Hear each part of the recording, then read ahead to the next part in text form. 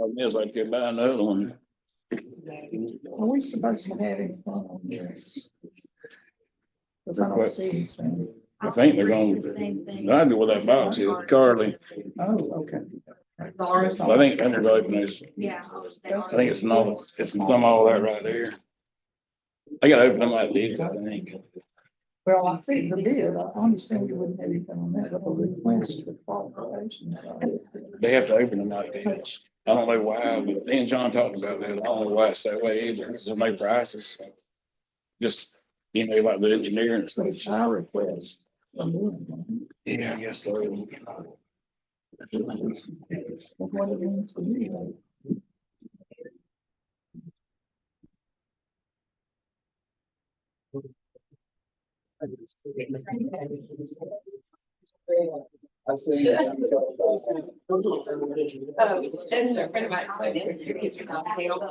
They like you accountants doing to start throwing stuff on the floor. They like you accountants doing to start putting stuff on the floor around. Yeah. I went to Ken Davis's office one day. He's the same way. You remember Ken? You go in there and he's got like a circle of books all around him on the floor. Totally organized, knows where everything's at.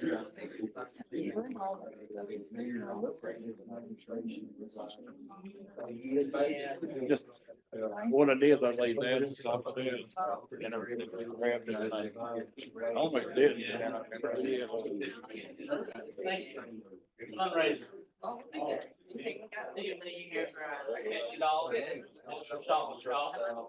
Anybody in the police department can do $50.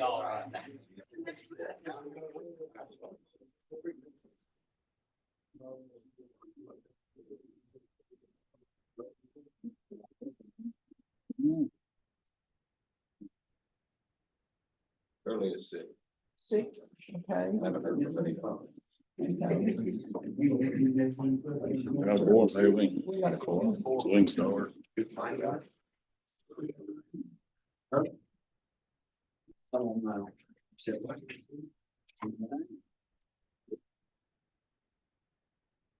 kind of do the prayer for us.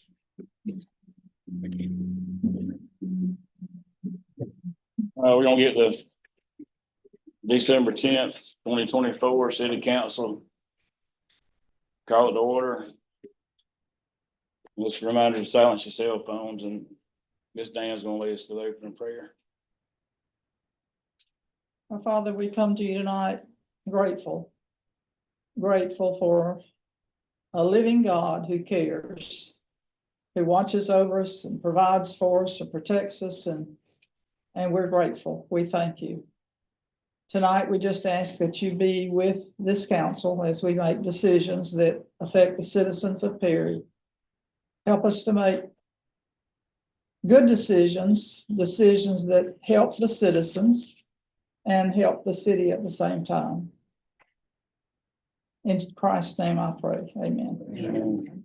I pledge allegiance to the flag of the United States of America and to the republic for which it stands, one nation, under God, indivisible, with liberty and justice for all.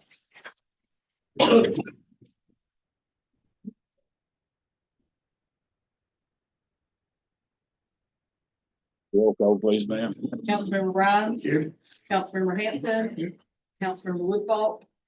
Vice Mayor Landry. Here, Mayor Kittring. Here. Item number 3, approval of items on the consent agenda.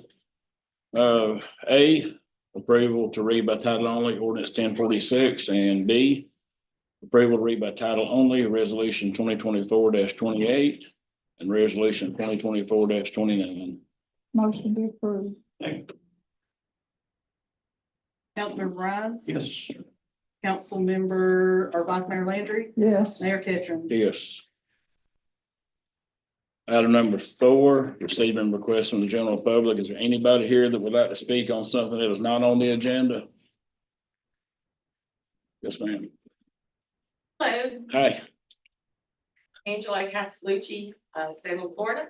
I'm here as president of the Taylor County Historical Society, and we just wanted to say thank you to the city of Perry and specifically to John Hart for your efforts in getting the streetlights all fixed and burning bright, Yeah. video, for our downtown Christmas that we had this past Friday night. The top feedback I got was, one, it's cold. My response was, it's better than rain. And the second one was, oh, the lights look great. So thank you so much for that. It made a world of difference, and we appreciate your help and the city's help and the fire department and the police department's help and everything they did to contribute toward making that an event that went smoothly. We had hundreds of people downtown, and everyone, I believe, had a good time. So thank you very much. Thank you. Thank y'all for all the hard work. Okay, anyone else like to speak on anything that's not on the agenda? Hear nothing, we'll move on to number 5, which is bids. And only bid we have is the Boys and Girls Club kitchen expansion, it looks like. Currently, I'm opening sealed bids for Boys and Girls Club project, kitchen expansion 11-06-001. I will only be reading out the vendor and the amount of the bid. There will be no discussion at this time about any bids that are being opened. The bids will be given back to the purchasing agent and then to the department which the sealed bid is for. The city reserves the right to reject any and all bids. The city reserves the right to select the bidder, waive any formalities, or to accept the bid deemed to be in the best interest of the city. Any errors in bid submission are the responsibility of the bidder.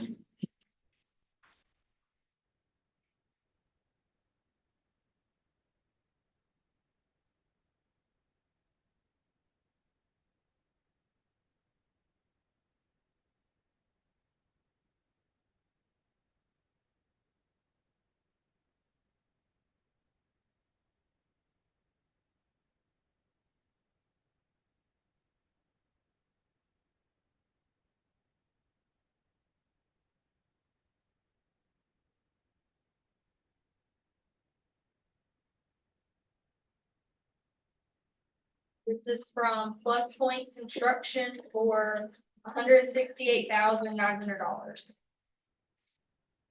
Not the only bid we have.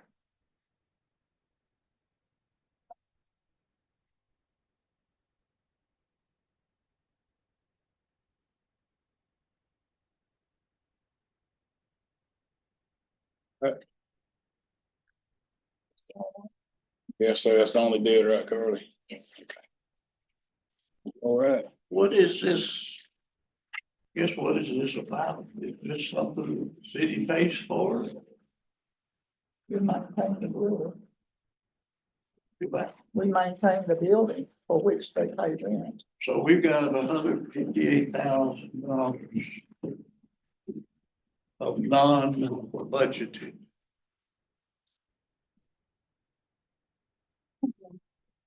Hello.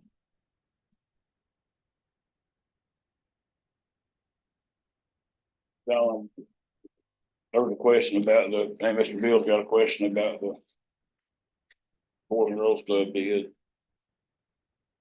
Who prepared this bid anyway?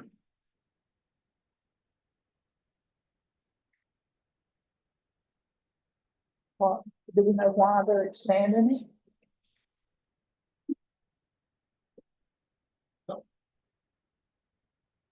Is that the kitchen addition? Okay. I'm sorry. I think to get out of the leasing business altogether. I wish we could just lease it to them for $1 and let them handle all their own stuff. I know they can't buy it, right? They have to lease. I'd much rather the finances not be tied to each other like they are now. That was some deal, but I guess Penny and then had worked out. I didn't like it from the start. I missed the first part of that. I wish we weren't in the business of leasing any of this stuff, Oh, the yeah. Depot and the Boys and Girls Club. I know they have to lease and I will help them do everything we can, but I wish we could just lease it to them for $1 a month and then let them handle their own repairs and their own. I don't like tying that money up. Tying it together, but that's the way it's drawn up right now. We're supposed to be able to spend all the money they give us in rent, we're supposed to be able to spend back out. Maybe time to renegotiate. I don't know if a dollar lease is an option. Help us. Bill? About a lease, how do you renegotiate a lease? best I can recall, what they're doing is they can't purchase rent. Yeah, That's, what they are doing now. yeah, How do we I renegotiate? don't know. Never seen anything like that. I think the lease is like 10 grand a month, or it's not, It's 6 grand. like 6 grand a month, and they have the ability to spend all that money back out. That's just time up. Last Or year, time. they were paying 8,500 because they were trying to build up their like savings with us, So are from we, what I understand. But they pay us 6 months. What's best for boys and girls club? I think what's best for us.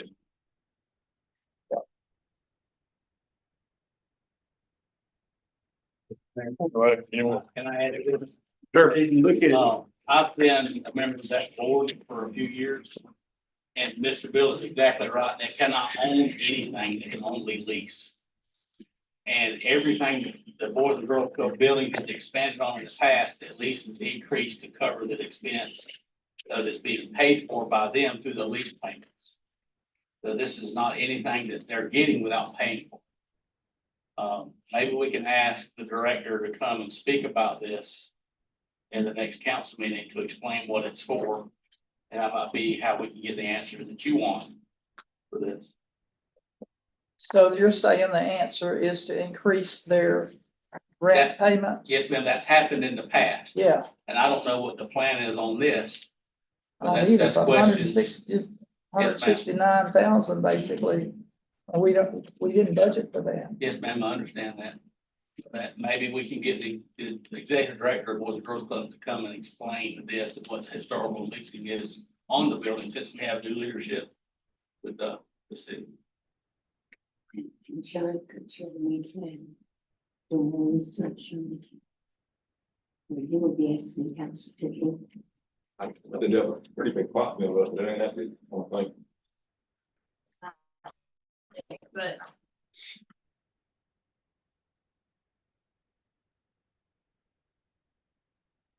Anybody got any more questions or comments?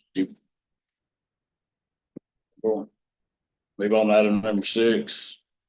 Request for qualifications for state lobbying services.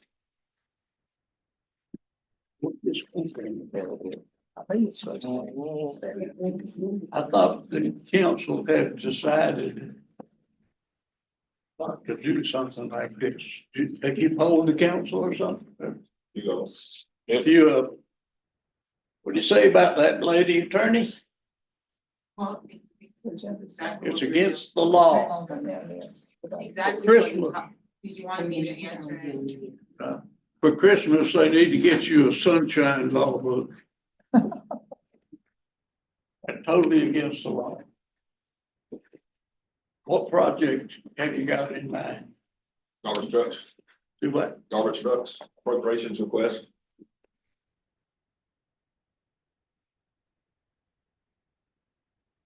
Fire trucks.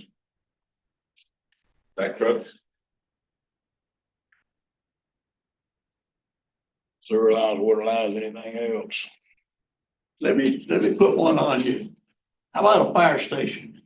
We tried that last year. We asked for way too much money. No, you didn't try a fire station last year. We tried a public safety building. Right. I'm talking about a fire station. I need somebody there. Tallahassee help us. Well, I think we need a real specific project. Fire station is a good one. They've been in that building since 1935. Every time they have to expand something, they just squeeze it somehow in. I believe that'll probably have to be phased over multiple years. I know the county asked for it's a public safety building. Emergency management complex. I asked for I 25 don't million. care what the county asks for. I just know we're not gonna get more than that 2 million at a time at most.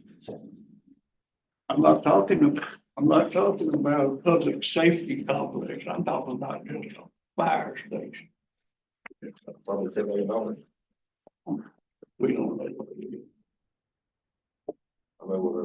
combined police and fire was 18 million. We don't need to combine police and fire. We got a police. What's wrong with that place? 45 probably. Yeah, once we have a lobbyist, these are all projects we can talk about. They can come to the meetings and we all talk about what projects we want to see done. Well, before you start something like this, you ought to have a project in mind. And, you haven't said a word to us about it. That's what my 5-year capital plan is, y'all. Well, Any project out there. I understand what that is. I will ask this council to agree on a fire station. I agree on anything we can get. Yeah, basically, right.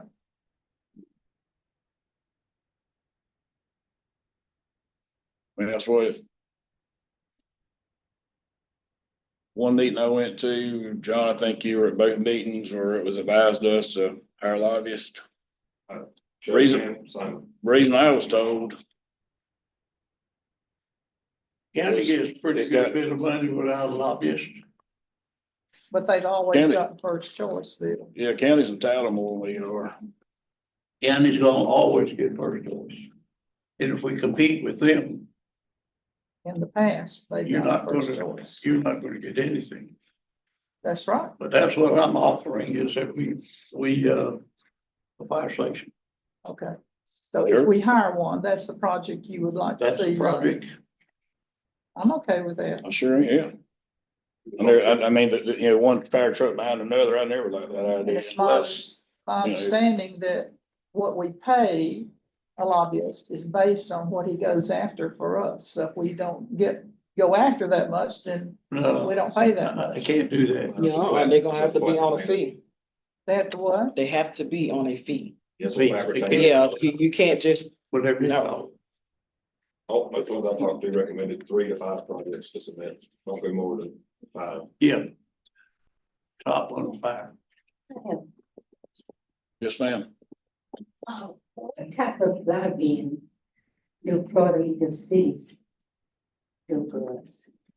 They don't do any for us. Not much. And they're looking I out thought for, they were, They lobby love, for I guess we big need to let fraud, right, They probably and might. they wouldn't but do we have to this. let them know. They wouldn't do something like this. But you know, they would help us, I believe. we have to help everybody, don't they, equally, supposedly? Yeah. Yeah, I just. don't need Ish. some lobbying. Well. I've thought about this long and hard, and I believe we need to do this. And first priority is fire station. sounds good to me. we gotta do it fairly quick, the session starts, what, January, February? Yeah, well, Yeah, things are already getting in the, That's getting in the hopper right that's the now. reason for the time we're putting it out now. If we want something in this next. right, I understand that, John. February's, when do you go into session, February, January, January? By the time session starts, it's about too late. What is the county trying to do as far as firefighters and buildings? What are they? you don't I don't have know. enough to worry about buildings right now. And I know, but They got about 4. I know they've been very concerned about it. Who, citizens or? Yeah, I just don't want to cut meetings. They've, they got the fire station at the airport, and they've got what? Keaton, And Steen. Natchez, and Shady Grove. Shady Grove, they got one Shady down off Grove of volunteer, 98. it's not manned. The only ones that's manned is, they got one man in Steen Hatchie, one man at the beach, and a couple at the airport. Okay, so they just fight, They The don't rest need it. of the stations, they got all volunteer. so they Gotcha. just fight for pay increases. Yes. That's what they're asking for. I will offer a motion that we proceed with this. Second,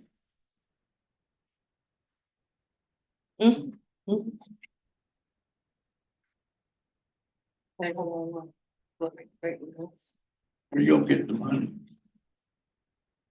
That's for you to figure out. Question. Figure it out. Remember. I'll figure it out. Could put 1.5 million in the CD and 5%, just making us 90,000, right? Let's not talk about that. That's a sensitive subject. All right. Gotta go through the whole process and get to the negotiations. Yes, Councilmember ready. Grimes, Yes. Councilmember Hampton, Come back to. Councilmember Woodfolk, yes. Vice Mayor Landry, Yes, Mayor Ketron, Yes. Councilmember Hampton. Yes.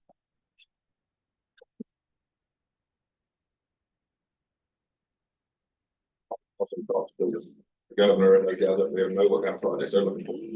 The governor might tell them they ain't no firehouse this year, don't even worry about it. So we've got to go for the bigger pot. But they'll help us walk us through that process. Well, some of the trouble we get into, that's not necessarily trouble, some of the situations, I thought about it. Yeah, we know our reps, we know our senators. I don't know anybody in the governor's office. Not a soul. If they don't know what's going on and we got an appropriation wanted, they're just going to drop it. I would like the So I've been council told. blessing to have verbal communications in this.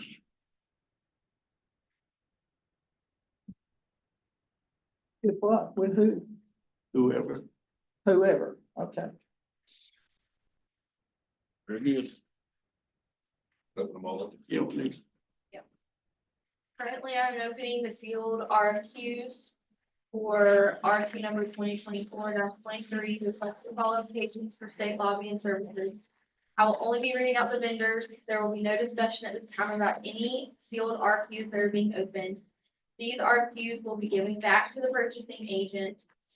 The city reserves the right to reject any RFQ. The city reserves the right to select the vendor, waive any informalities, or to accept the vendor deemed to be in the best interest of the city.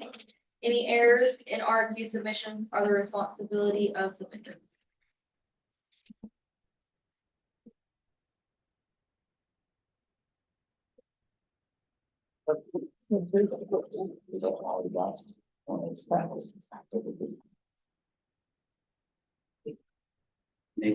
That's one place. Now, Ma'am, bottom of page 1. Yes, ma'am. The request for qualifications at the bottom, guess what we are.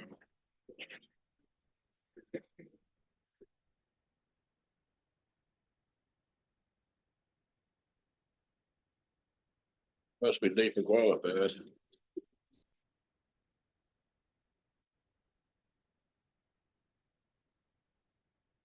the Southern group.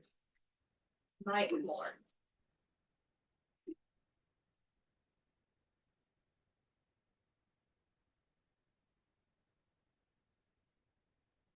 This is Mark Anderson, Governmental Consulting.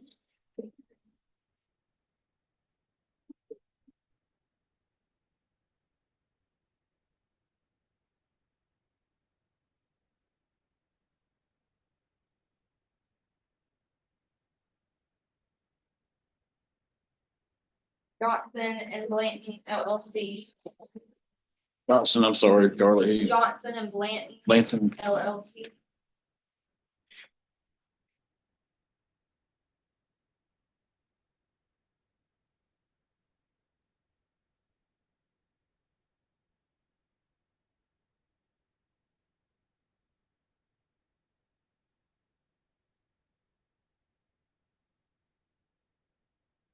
Bert Traurig.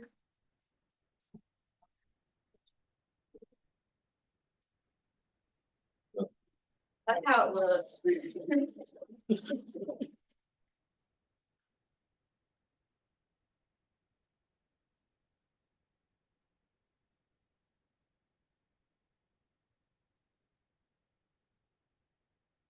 Infield. yeah, I'm sorry. Infield and field, okay. We'll send these out. Y'all get one. Come on, other than that, or send them another day. Tomorrow. Okay. 1, 2, 3, 4, 5 total. 6, we got one. Hmm? Oh, yeah, it's 5. 5. And So this, 6, I thought it was 5. Oh, it was, I counted wrong. this bid was for, That's the RFQs for the But lobby. modifications, the staff will rank them based on the criteria that we have in the RFQ. Bring those rankings back to y'all. that's what it is.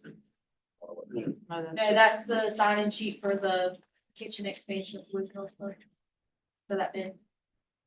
We sending it out for bid? Or Yeah, we get more received the bid. information on it? That we were We here and heard received it. the bid in, y'all are just signing that we opened it. I didn't know we had a kitchen, or bid out for a kitchen. There was expansion. one Boy, for, girls. one for a bid, one for a RFQ. I have to talk with John about that before I sign this. All right, agenda item 7A. Taylor Nugent with the FGU to discuss with council their marketing and sales program. The council will take any action deemed necessary. Hello.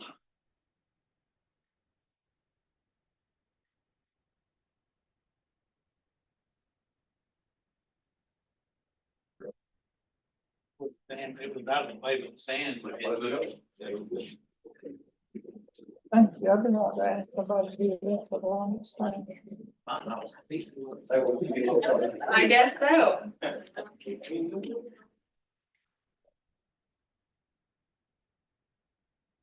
Good afternoon, Taylor Nugent with Florida Gas Utility. I'm here to talk about the sales and marketing program that FU Florida Gas Utility currently offers. With me, I have Chandler Corbin, Megan Santiago, and Robert Graves. The four of us make up the member services department, and we handle the program. I appreciate you guys having me, and if you have any questions, feel free to stop me as we go along. So a little bit about Florida Gas Utility. We've had a few representatives speak at previous council meetings, but just for anybody in the room that doesn't know who we are a nonprofit municipal joint action agency. We're pretty much a fancy name for a co-op with 26 municipal members with electric generation units that we supply natural gas for, as well as 20 municipalities, local distribution systems, just like the city of Perry.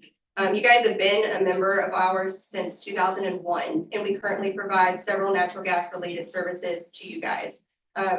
Between gas supply, hedging, which I know Katie Hall was here at a previous council meeting to discuss with you guys about. Regulatory compliance, we make sure that you guys meet all the federal guidelines for your distribution system. Grant application and award assistance. Currently, we're assisting with an application that we applied for that got awarded for a $500,000 or a little bit over a $500,000 grant for replacing your gate and regulator stations. And then project management throughout that entire project, we assist every step of the way. The city of Perry pays a fixed membership charge to us. So any of our services are not an additional cost to the city. It's all included. And then any cost that we incur on top of what the city needs, we just pass it through. There's no markup. There's nothing. You guys pay what you would have paid to do something without us. So why am I here? Why marketing? So every other utility is required between electric, water, wastewater. Natural gas is not. Natural gas, your system is a revenue source for the city. And so for you to grow that system, it's going to bring in additional revenue by increasing your gas sales. The purpose of it is to add new customers, whether they're along the existing system or it's new construction or retaining your current customer base. So if somebody has a natural gas water heater, you don't want them to go down to Home Depot, plug in an electric water heater, because then you then lose that customer there. So providing a marketing program to let them know that it's out there for them is pretty crucial to growing your system. And so the key components I'm going to talk to you about are the advertising campaign, the rebate program, and the dealer network. So the advertising campaign, it targets the residential and the commercial audience. Residential is going to be more of your comfort side. Commercial is going to be more of the cost saving side. We can assist with anything with your website to design it, to manage it, anything along those lines. And then with the marketing program, you have access to a portfolio of assets that we've created that we can tailor to the city that promote the incentives, what we call rebates, and then the benefits of natural gas. So it's reliability during storms, it's efficiency, you save on your gas bill, that kind of stuff. So we have quite a bit in our portfolio of assets that are already been created. Everything is à la carte and it's all tailored to the city. So you can pick and choose ones that you think would work best for the city. We can provide, which I have in a couple of later slides, what we think would be best for the city, but everything is an à la carte option and we facilitate everything for you. Any of these assets as well, we do this for several other municipalities. So you get that full pricing through that joint action of being a member of FGO. Just a couple of examples of those assets that we have. So bill inserts, we keep them relevant for what's going on in today's time. So of course, the reliability of natural gas during a storm, natural gas generators, I know are hot topics, and then fall and savings, Thanksgiving, talking a little bit more about that cooking and the savings that are there for that as well. The Facebook and digital ads, they're meant to be eye-catching. They provide customers to let them know that gas is there, it's in their area. There can be things such as site retargeting, which is if they click on an ad and it goes to the city's website or they visit the city's natural gas page, they will automatically see these ads over and over again. And again, they can all be tailored to the city. And we can also, they're site specific. So if there's a neighborhood that has natural gas in it already, and there's a few customers in there, we can target those addresses, as well as any zip codes or anything of that nature. And then door hangers, they're there for the individuals that are out in the field. They're able to just put them on people's doors if they've installed a gas line in one area and know that in the neighborhood, there's more customers that might would want gas. Everybody likes to talk about costs. So I've sat down with John, we've talked a little bit about the different assets that we would be able to utilize for the city of Perry, what would fit best. And these are just generic ballparks. They are on the conservative side, just being for bill inserts, $600 a month. That would be a run of bill inserts. So it would just be for the month that would go out that one time. And then everything, newspaper ads, be $440 a month and so forth. Budgeting. So we would include this in it's the cost of providing the service to your customers. And so it would go on the city's monthly gas bill from FGU. So it would essentially just all go into the cost of gas. And again, we never charge for anything above what we incur on your behalf. So there's absolutely no markup to anything that we do. So the city currently offers, we would call it a rebate program, but it's an incentive program. It's not currently advertised, but it's a credit on the city's or on the customer's utility bill. It doesn't have many conditions and requirements except for the $750 maximum per residence. And it's recorded as a note in the billing system. We have applications for our rebate programs that we offer that we would be able, again, to tailor to the city so that it would streamline everything, one, for the individuals that are inputting it into the system, as well as ensuring that people are safely installing appliances, as well as they're getting the proper rebate at the right time. So it kind of just streamlines everything for that. Our current rebate program, we match the investor-owned utilities. And so for the big four appliances, there's a few reasons for this. For the big four, and the reason that we do that is because these are ones that are users over time. So they're consistent. Versus what we call the attractive appliances, which is the generator, the pool heater, the Firelux, they're only going to kick on every now and again. So you want to make sure that when you're providing an incentive to your customers, that you're providing them for ones that are returning on that revenue. We also match the investor-owned utilities, and I will warn you, they are pretty generous. The only reason that we do that is because it's free advertising. So if they see TECO offers a $600 rebate on a water heater, if they call the city can also, back that up, and it's good customer service. However, they are not required whatsoever. So like I spoke before, the conditions and requirements, we have those application forms. We work with the city to determine what the best levels of rebates are, or incentives are, the eligible appliances, the timeline for the applications. We can do all of that with the city to make sure that it's fair to the customer as well as it's fair to the city too. So the current rebate amounts for the investor-owned utilities, or what our current municipalities are doing, they pay out a rebate check. So they actually cut a check to the customer. And the reason for this is because if it's a person that's coming on to natural gas for the first time, the cost to pipe the home is expensive to do for however many appliances that they do. So the replacement is going to be a little bit higher, so it offsets that piping cost. But again, these levels are not required. So what we did was we kind of took what the city is currently doing and based them against those investor owns. And so for this to be the credit on the utility bill, there's not one that's in here that's more than $100 more than what you're currently offering. As well as you guys don't offer, the retention or the replacement differences. So the replacement is, like I said, a little bit higher, and then the retention is a little bit lower just because all they're doing is switching out the appliance versus having to pipe the entire home. So what we propose, and again, this is all very much so tailored to what the city sees fit for its citizens as well as for its gas system, would be to increase those current rebate credits that I showed you previously. And then FG would develop a dealer network. And what this is, it's a mutually beneficial relationship between your plumbers and your contractors that, if they're in the home and they say, hey, the city offers rebates, it's more money in their pocket because they're plumbing, they're doing more work inside these homes. And then it's more money for the city because you increase your gas sales.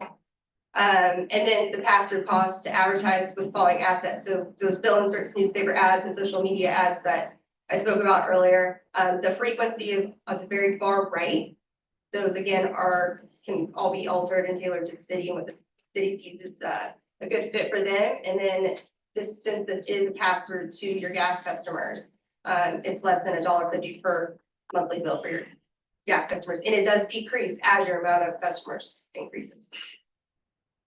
So our recommendations would be to execute the directive to allow us to help and start implementing parts of our program that would be tailored to the city, and then accept the proposed marketing plans, which is the rebate amounts and the materials and frequencies. Can you go back to 13?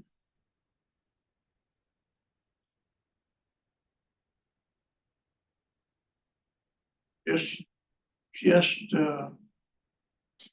use the water, tankless water heater. You're saying that to convert from electric to gas costs who? $675. It would cost the city $675. If this is the rebate amount that you would go toward, this is just currently what other municipalities do. But it costs our municipality $675, which they pay a check back to the customer. Well, that's really that's a skewed number, I guess. Because if you don't do anything, your labor cost remains there.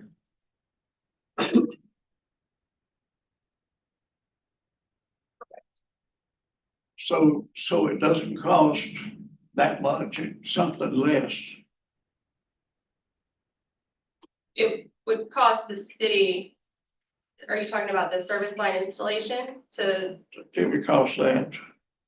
Yes, and It then would plus that cost $675. materials. So you could it's actually less than that as a cost to the city. So it's more, you can make your plan more attractive. Let me get it straight. If I've got gas now and I want to add a gas generator, you got $50 up there, electric to gas, and $50 from gas to gas. Who gets the $50? You would. The customer The gets customer gets the $50. $50. That's correct. The city's making long-term revenue off selling of gas. It's what? City makes the revenue off selling the gas to them. Sure. So you're just trying to get them to either stay with it or convert it to gas. Okay. And in the same situation, if you have an electric water heater and you install a tankless water heater in your home, then you're gonna get that $675 rebate or whatever rebate amount chosen by the city. Right, now this can be changed according to our decision. Yes, so this one is the proposed rebate amounts or incentive amounts. Currently, you offer a credit on your gas bills or your utility bills. And so this is just increasing those amounts that you currently offer and then separates out the replacement, the electric to gas, and then the retention, the gas to gas. Thank you. These are just recommended numbers by FGE. And the only reason that we did it was just to make it a little bit more comparable to what the investor owns are doing. But again, you're currently doing something that's in a way similar to this. These are just a little bit higher.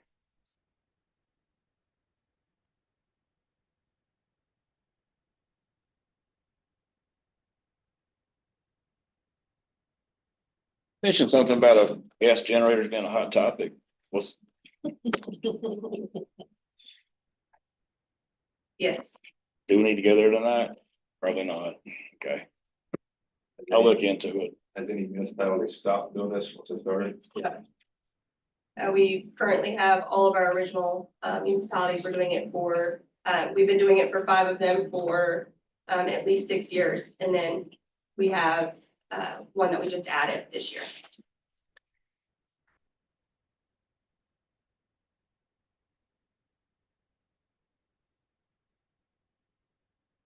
They think about the $2,000 one-time fee. 2,000, I know. But you didn't do that. We paid you money.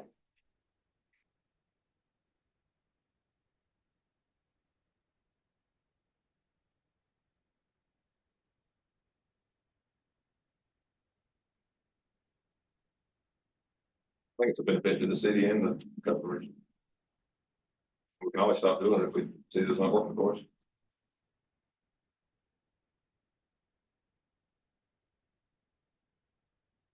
All it boils down to is just a marketing and incentive plan to get people switched over to gas, electric. Just to summarize. If I'm wrong, please tell me.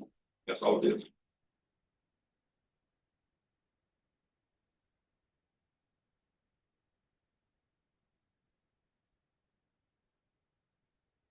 Bill inserts.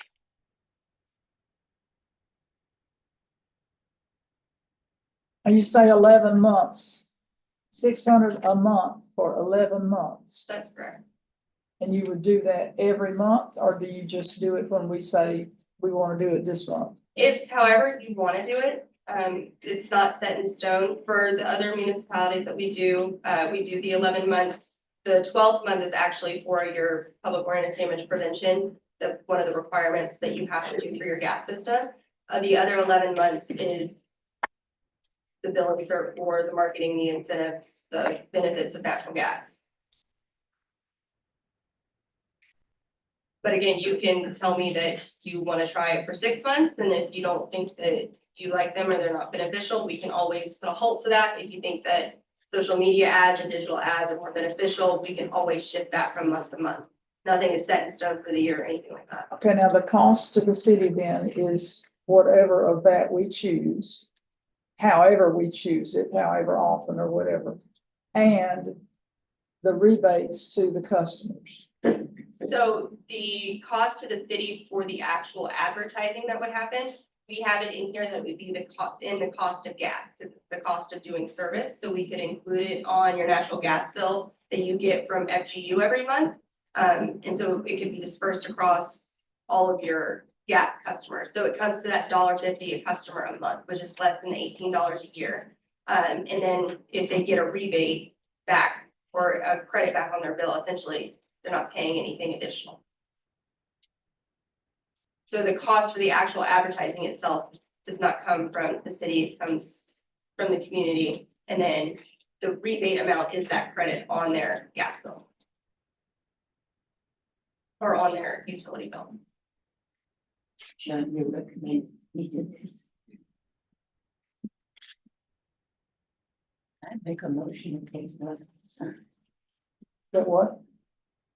Make a motion to accept. Okay.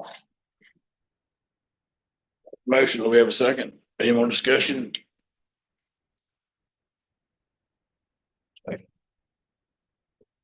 Yeah, we need to do something.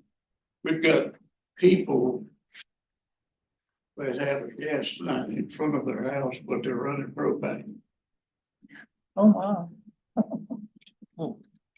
This, No. yeah, I didn't know that. Well. Just look at All right, got a motion and a second. Any other discussion? Not willing to roll call. Councilmember Brown? Yes. Councilmember Hanson? Yes. Councilmember Woodball? Yes. Vice Mayor Landry? Yes. Mayor Ketchum? Yes. Thank you. Steve. Agenda item 7B. Council to discuss engineer's proposal to assist with biosolids permitting, and council will take any action deemed necessary.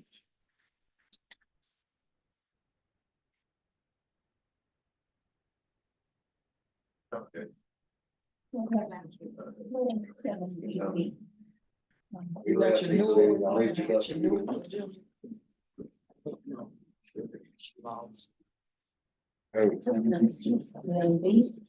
Yes, ma'am. There was one, I think it should have been on the table. Look under the one. The new one.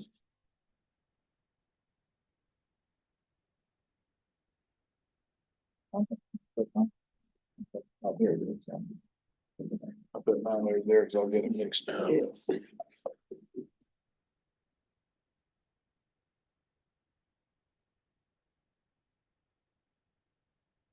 Let's see.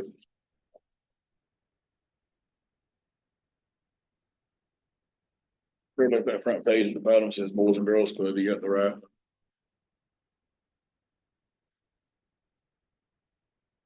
What you, It's another letter we got from DP. Tell us we're out of compliance. So Now, it's would you use the mic, please? Thank you. Okay.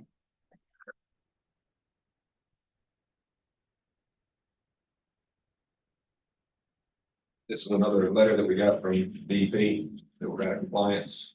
Look at Sean. There he is. Tell him what your biosolid permit is.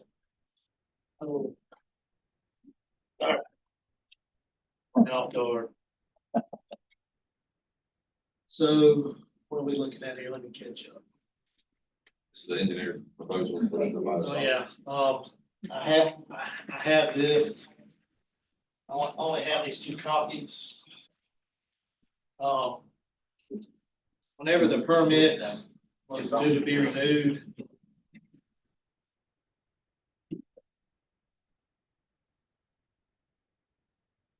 Whenever the permit was due to be renewed, the local limits and biosolids, permit had to be redone as long with the wastewater treatment plant renewal. This is where the city sent out bids to have the local limits, and I only have these two copies, but that's what was sent out. Okay. There's different dates on those. I don't know why. And I don't know how it was selected, but this is the PO and the scope of work presented by an engineer that's not on that request.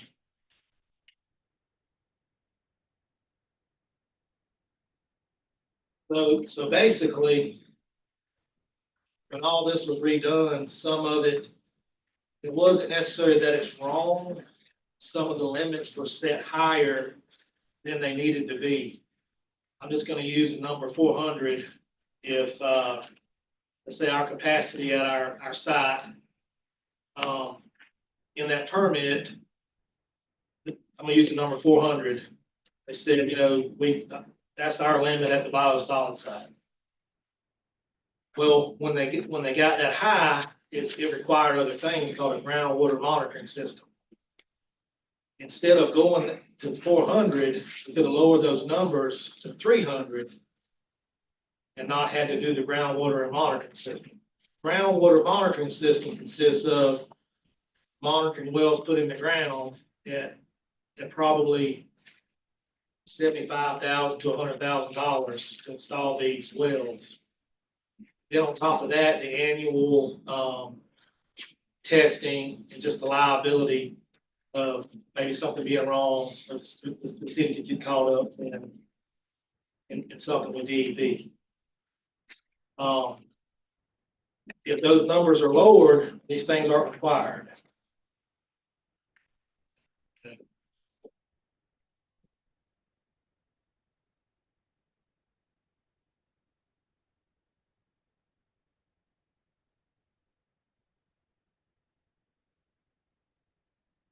What actions do we need to take at this point, council?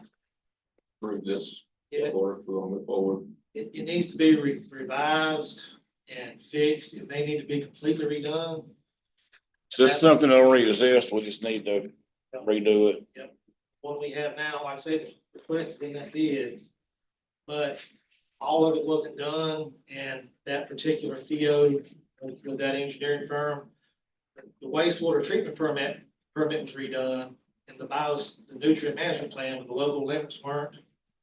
And like I said, how that got through or how that, I have no idea. That was back, that started back in 2021 or 2022. We're just trying to correct. Like I say, it's not that it's wrong, it's just the limits are set high enough and requiring us to do things we really don't need to do. It just needs to be reworked. So, Okay.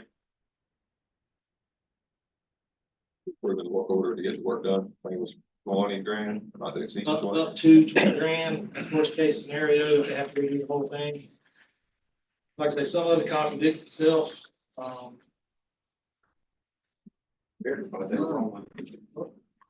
Yeah, we'll let the man tell you. As a part of the, operating permit, you need to do a nutrient management plan on the biosolids. For whatever reason, I got a copy of it. It was done.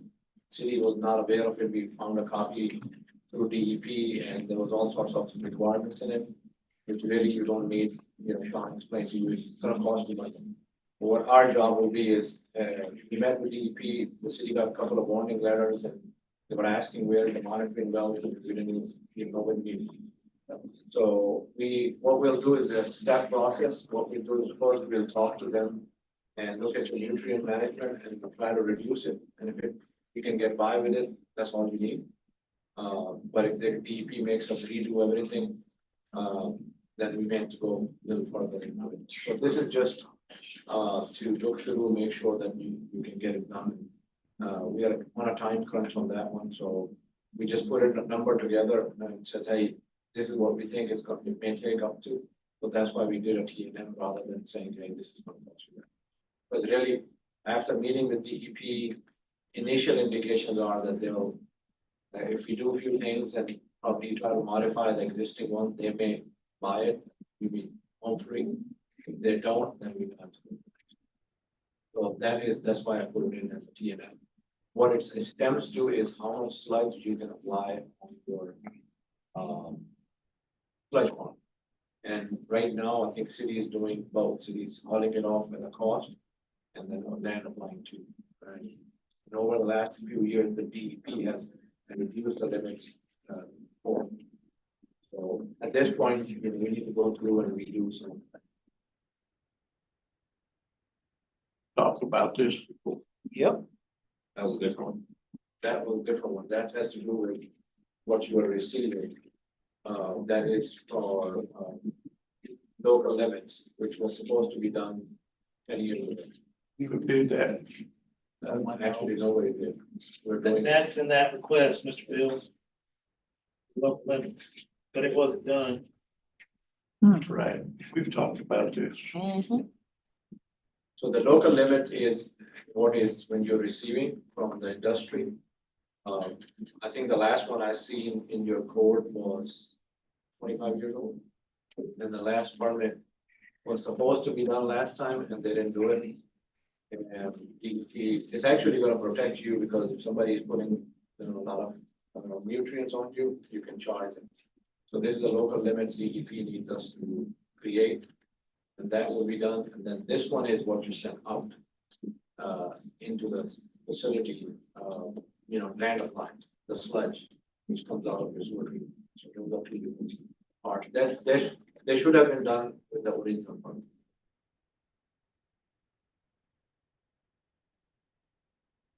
Like a lot of other things, we're having to play catch up.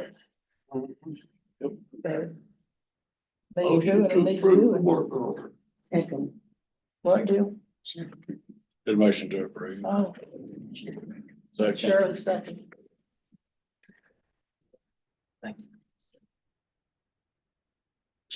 Councilmember Rhodes. Yes. Councilmember Hampton. Yes. Councilmember Woodball. Yes. Vice Mayor Landry. Yes. Mayor Ketchum. Yes. Agenda item 6C, council to interview and rank grant administration consultants for CDBG grant. And council to take any actions deemed necessary.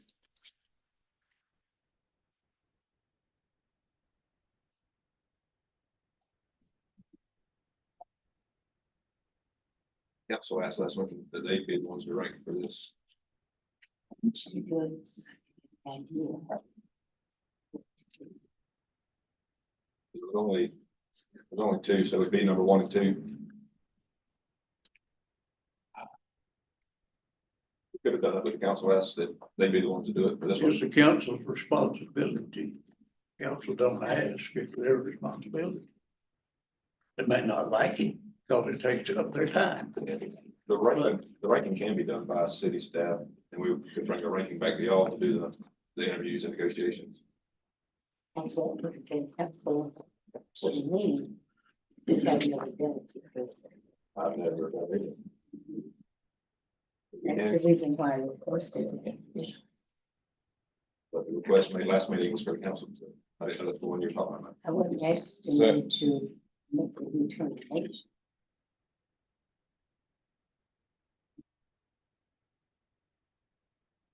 That was these two. CDBG, yes. Those the two. Yes. There'll be 2 for grant admin and 2 for engineering. Okay. So what you're This is- saying is the Say that staff, back. This is grant admin, that's engineering. staff can make a recommendation and bring it back to us. Is that what you said? We can do that. But at the last meeting, y'all requested to be the ones doing the ranking. Right. Well, I'm not prepared to make a decision on that tonight, on the ranking. Right. I would love for the staff to give us what they think. The motion, Yes, I'll motion that. I second it. roll call please, ma'am. Councilmember Rhodes. No. Councilmember Hampton. Yes. Councilmember Woodball. Nope. Vice Mayor Landry. Yes, Mayor Ketchum. This is just just for y'all rank and bring them back. Y'all Yes. will be responsible for interviewing and negotiating. Yes. Agenda item 6D, sorry. You're right, 7.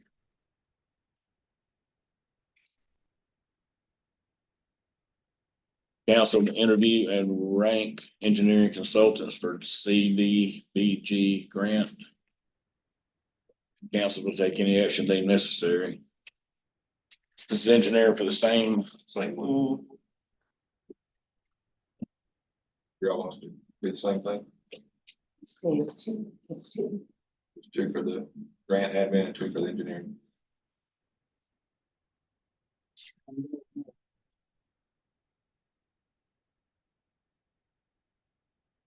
Okay, so if y'all want to introduce yourselves. Ryan Asmus with Norfolk Professional Services. Brandon Stubbs, the planning and grants manager for North Florida Professional Services. And we're happy to be here and happy to serve Barry. Thank you. Thank y'all. Dave. ASMU? Yes. So, I'm here to the far Martin Donald. I have Ricky with me. He heads our DOT and the road department. Happy to be here, answer any questions you have. Familiar with, the work, and if you need any information. we'll be back. Thank you. That's similar to the way y'all get a beer. He's lost his hair. I kept mine gray and hold on to it. But he leads our water and wastewater practice and I lead our transportation design business, as it relates to projects like this. We've helped the city, do stop, scrap, grant applications and also the DOT for paving projects in the city, since 2017, 2018, and help prepare these documents for the submission to the city. Look forward to, assisting you, I guess, moving forward. Good afternoon, I'm Randy Easton. I helped the city put the application together. And so it was a great application. The department didn't have any questions. Yeah. So it was a really good application and you're very fortunate to get this grant. So hopefully we'll have a great project. Thank you very much.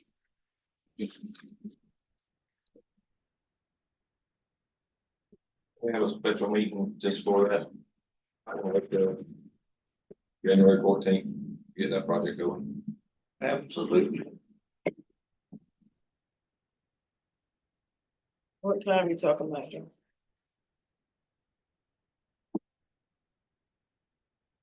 December 24th or 25th.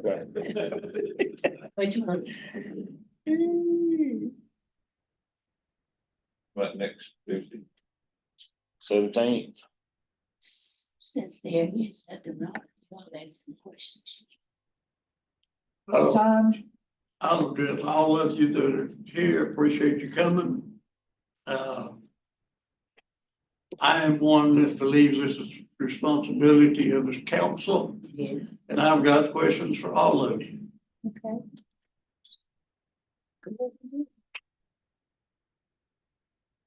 So do you want them to come back when we have our? That's up to them. You want to ask, go ahead and ask tonight? I don't see a reason No, why. no, you've taken that away. No, we're on the, I know what you've taken my opportunity away when you turn this over to staff. You kidding?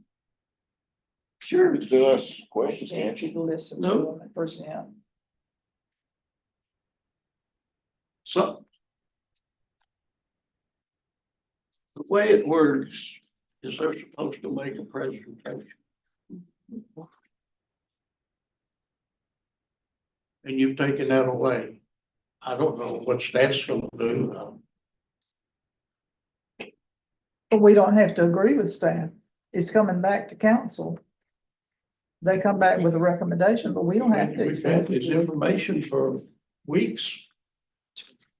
And they're here to make presentation, And they still can. get more additional information. You just won't get the answer today. You all know how it's normally done. Well, the city has an adopted procurement policy for CDBG grants. And in it, that the procedure is for to have a ranking committee. And then you rank it, then it's brought to the council to vote on.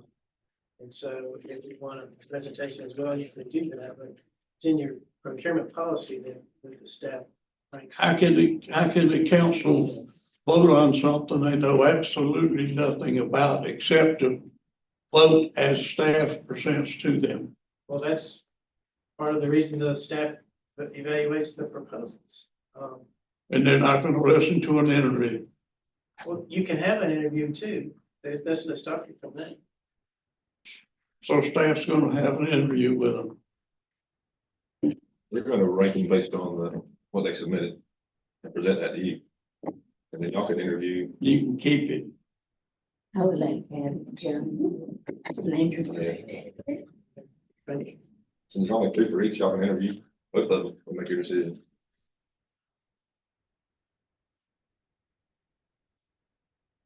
It's like for the RFQs for lobbyists. I'm not gonna rank them 1 through 5. We're gonna give you our top 3, and then y'all can interview them. If they made But John, it's just killing time. if they made a presentation today to the council. So what are you proposing, Bill? I've already proposed it and voted down.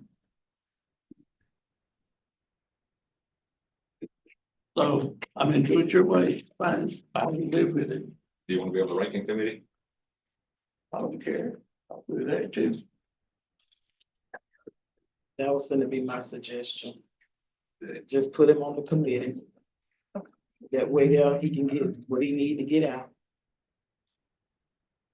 There we go. Okay. Next, They're not gonna have, they're not gonna have anything. Unless that's who we're gonna do it. John, my request is to have it where Bill can talk to them, please.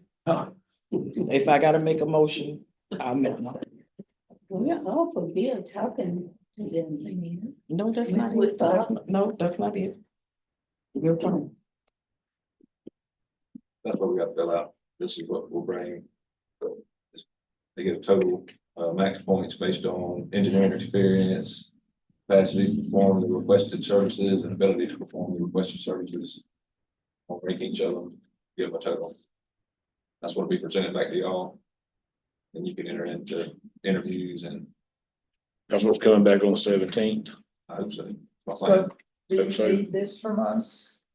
not anymore. Bill's the 17th. Oh, wait. December, Wrong. next Tuesday. Rank them there.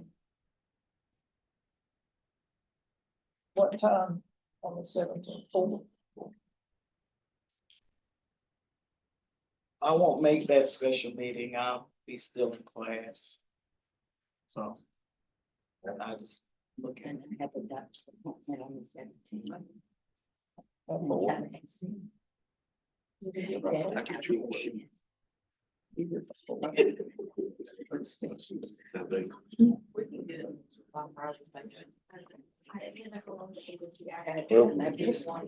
Well, you wanna make it on the 18th? 19th? That'll have to be after 5, that's my only problem. Days you be.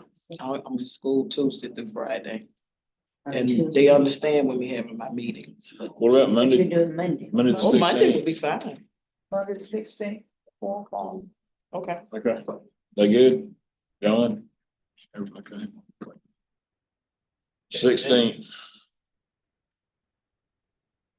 That works for y'all. Yeah, so, do you want us to, at that time, be prepared to answer, or what do you want to do? You want to rank them? In my mind, we're gonna rank them, give those rankings. Okay. To them. Okay, They're gonna interview based on those rankings. sure. It's only That's- two of that's- each of y'all, so they're gonna interview both of y'all. Sure, that should be a problem. So, And, but if you want to, do it while you're ranking, that's fine too, we can set it up. Either way. that have to be in a. The interviews have to be in an open meeting. You can do it. Either one. However, if you have questions, we'll be glad to answer. basically, we're gonna do that with 7, but with the, grant administration and the engineering consultant, both. So we're basically tabling these till the 16th. We're gonna throw in these lobbyists too, if we can get through them that fast. Get them all taken care of quick. Considering the timeline, that would be a good idea. Thank you, John. All right, so we're gonna table 7C and 7D till the 16th special meeting. My Andy's here, I guess. After the interviews, they pick who they want, then what happens? Well, the ranking, if you read the interviews, you read the proposals and rank them. Then you vote to award the highest ranked two proposals, engineering grant, and then negotiate or have a computer contract. Okay. Then it all goes to the board of Commerce and review it.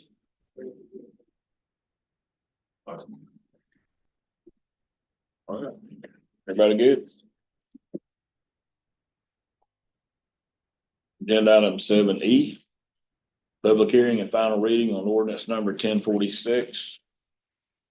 An ordinance of the city of Perry, Florida, amending the text of the city of Perry Land Development Regulations as amended pursuant to an application LDR 24-01 by the city council, providing for deleting public or private schools offering curricula comparable to that of public schools as a use permitted by special exception within all agricultural, residential, and office zoning districts, providing for adding public charter and private elementary, middle, and high schools with a provision for keeping and housing of livestock use for Future Farmers of America, FFA, and Head, Heart, Hands, and Health, or 4-H, or any other bona fide educational use as permitted use and structure within residential, office, and commercial zoning districts, providing for adding public, or charter, or private, or vocational and trade schools conducted in conjunction with an industrial activity as a permitted principal use and structure within industrial zoning districts, providing severability, repealing our ordinances in conflict, and providing an effective date. This is the final reading on the 4-H livestock, or 4-H and FFA. Okay.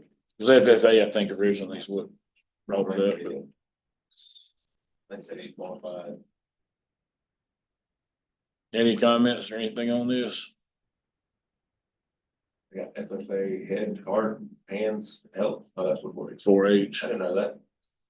Yeah. Educational use. Anybody have any discussion on this? Any comments? Any discussion among the board members?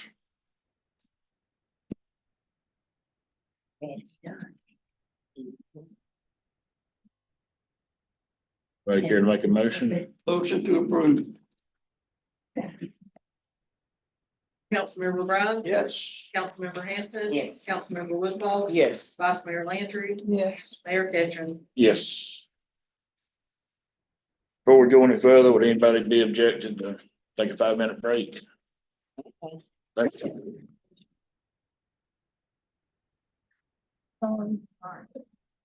There is cold.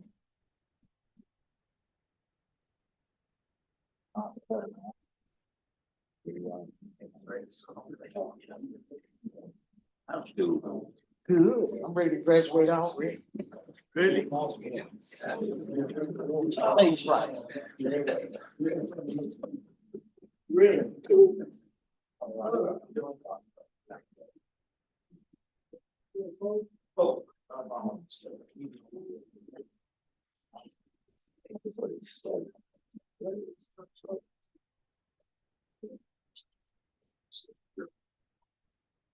You're not. You're not, you're just not going to be open up for like 2 years. It will come back. It is pretty over there. He said, I don't know. I don't see the controls. If they, oh, way down low. Oh, way down. 68. But anything, put it on 70. I've seen it back in August. It was sent to, for what's named back in August. I'm really in like, I get what's the rest of the year. I don't know. Well, Like, when he said, I was just like, I've never seen it. St. John, forgotten. He played it. I think he just.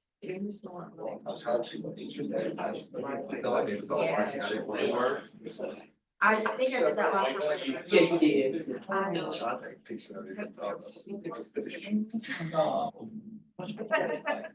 I think I'm still, no, not fine. Yeah, I'm good. It's like, it's still. And that's part of the issue, I think part of the issue. People are like. Part of the job. But I think we have a plan. Yeah. It just, if we get trying to hire somebody. What's been going on with me lately? I got a circulation problem or something. If I sit too long, my name legs start going. Yeah, I can't feel them. You got to wake them up.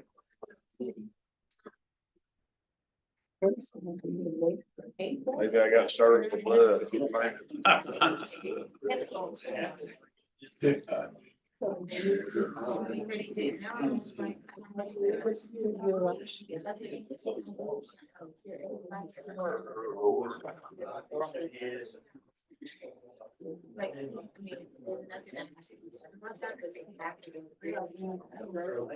just created, as made it, and out outside.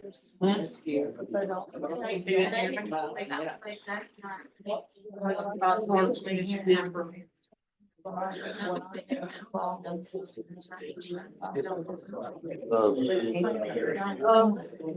You still doing any work down at Radiator shop, people? No, but it wasn't even. I still have, I mean, a lot of the radiators for sale, but people working on. I know, I can't remember the first vehicle I ran into with a plastic radiator, surprised me. I never thought I would see one, but I know one, they cracked. Just had to replace it. What any fixing it. Well.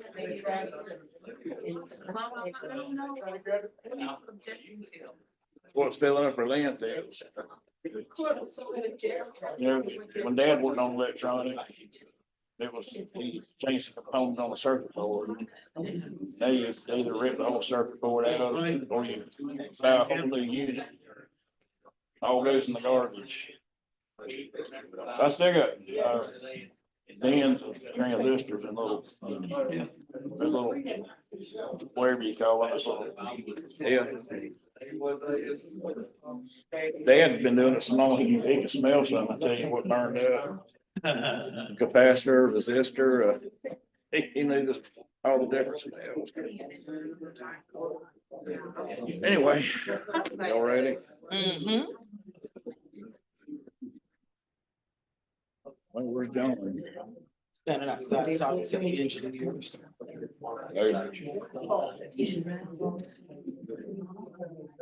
I need to turn the recorder.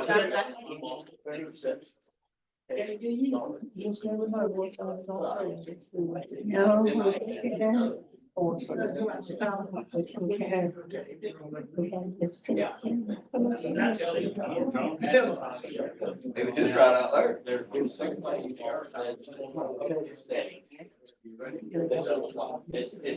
Is there an expectation process? How much more? Got another month and I'll be there.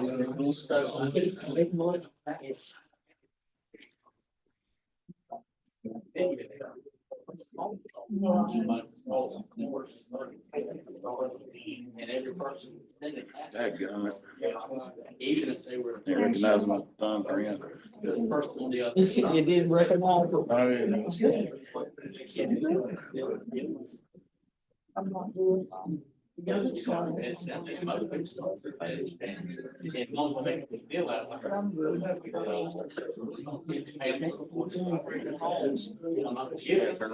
even. You heard me. I'm ready to go home. I'll be speaking probably. Come on with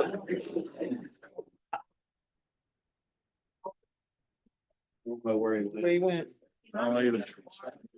Stephanie said he's gonna. Then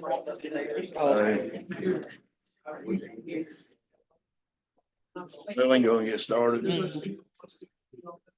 We're gonna call the meeting back to order. So your next item on the agenda is agenda item 7F. Billy Brock to address the council regarding code enforcement, and council will take any action deemed necessary.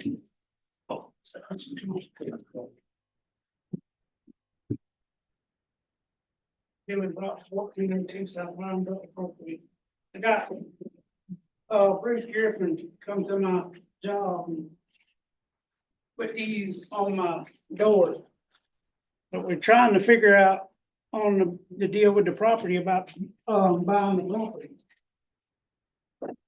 So that's the next agenda item. Yeah. So what's going on, Billy? I mean, if you just come and talk to somebody, quit being so rude, I mean, you go a long ways. But I mean, he's trying to say we got a junkyard, we don't have a junkyard, we got a mechanic shop. I don't want a junk business. I mean, we got vehicles that's literally on parts on back order. I got an ambulance there right now that the parts ain't gonna be here till after the first of the year. For the ambulance, we get back on the road and run. I mean, y'all asked me to move vehicles, I moved vehicles, and got rid of vehicles, but they steady come, I mean, other vehicles are coming back, but it. The hurricane come in, all these people come in, some of their cars broke down, so we still got them working. The parts gotten harder to obtain for some of these vehicles or? Hard every day to get, every day. I know that is a fact. I mean, I got a vehicle at the shop that's gotta have a transmission, and they don't really want to make a transmission. You can't even get a used transmission for it. Customers coming to pick it up, take it to their house, but, I mean, you just gotta wait on parts. Got one with a dash out. It'll be 8 weeks, I put a heater core in, busted the whole dash, it's 8 weeks before the dash. So that truck is set apart. So I get a dash here to put the truck, get it where I can drive it. Yeah, it changed that means you gotta take the whole front end apart. It's Yeah. ridiculous, but that's the way it is. So what can we do for you? Just, I mean, he's wanting to come and violate somebody, I mean, can't violate when y'all, I mean, I'm trying to do what y'all asked. I mean, this stuff don't happen overnight.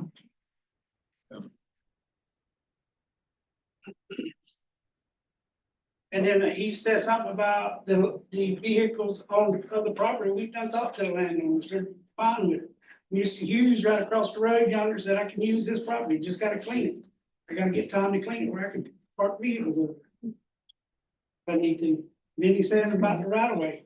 What's the difference of me parking on the right of way and somebody, I'm getting in trouble for parking on the right of way. The city of Perry can go right over here to their place and park on the city right of way on the side of the road. And you got numerous other people that's parking on the right of way and nobody gets nothing. Look at my hair up so younger.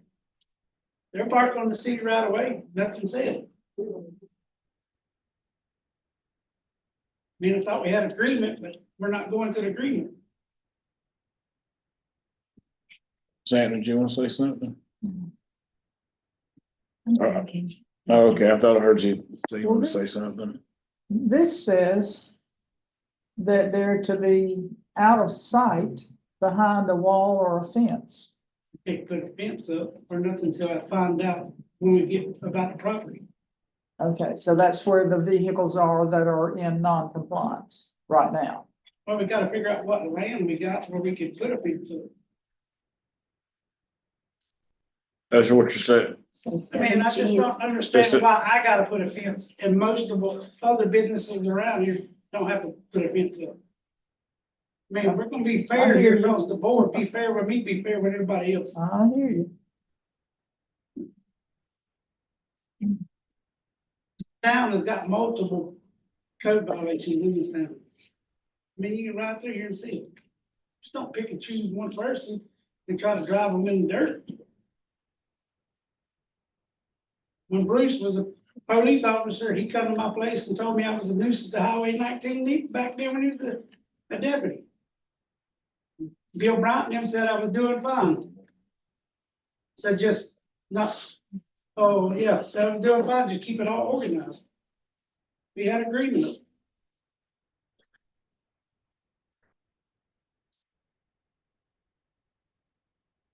See if you got anything you want to add to it. This current council that sits now heard this same thing over a year ago. This is not the first time he's been noticed. It's not the first time we tried to work with him to get him to comply. He came before you to the point where I was told we were harassing him and we stopped talking with him. And we're gonna go through the code enforcement process as outlined in charter now. And we tried to work with him. Go on, Billy. And this has been over a year. And that property's changed hands since then as well. So Mr. DeSorty now owns the property, not Jason Campbell. Mhm. So Mr. DeSorty was noticed that this was a violation, not Billy Brock. And it was posted at the property itself like we're supposed to do, as well as notice sent to them. But the thing, what I was gonna say was, his guy did not come to my shop and try to talk, those civilized talk to us. He come and cussed us out. You can't talk like that to somebody and if you gonna cuss them out the whole time. He's been rude from day one. Like I said, when he first come up for the first time, I was under ambulance, working on ambulance. He said, you need to get your ass out from under the ambulance, we gotta talk. You can't do that. The guy's got a bad attitude. I mean, if he come and socialize and make a good conversation, we all sit there and talk, but he's always got a bad attitude when he comes. All right, past all that, okay, we got a second item on the agenda here that's got to do with, ma'am, I address that meeting. absolutely. Have you spoken with Bruce? About all of these allegations about how he's. And there's no way to prove it either way. He can say Bruce has done this. Bruce can say he didn't do it. There was no one there. I start videoing Okay. every time he comes up here. But I'd also like to mention that I've talked to him civilly in the past without cussing him as he's claiming. One And time. but I tried to work with you. Yeah, Billy. you said you did, and I listened to Okay. you. And it still went nowhere. You know, this is the Highway 19 corridor, and I agree. And there's an ordinance that was passed to address the Highway 19 corridor, to improve it, to make it look appealing to people that might want to invest here. Mhm. And that's what we're focusing on. When you drive down Highway 19, you can't miss certain things. And this has been over a year on this instance. But it started long before Bruce was even in code enforcement. It started when Bobby was still here. No, we had agreement that everything was fine, as long as I kept it mowed and kept it all organized. Everything was fine. But it was still in violation. They all drove up yonder to my shop and talked to me. Said I was doing good to keep it up. All right, let me ask you this, Billy, if you don't get this other piece of property, and you, all right, you say there's another piece of property you have the ability to use or? Yes. Mr. Hughes, I think it is.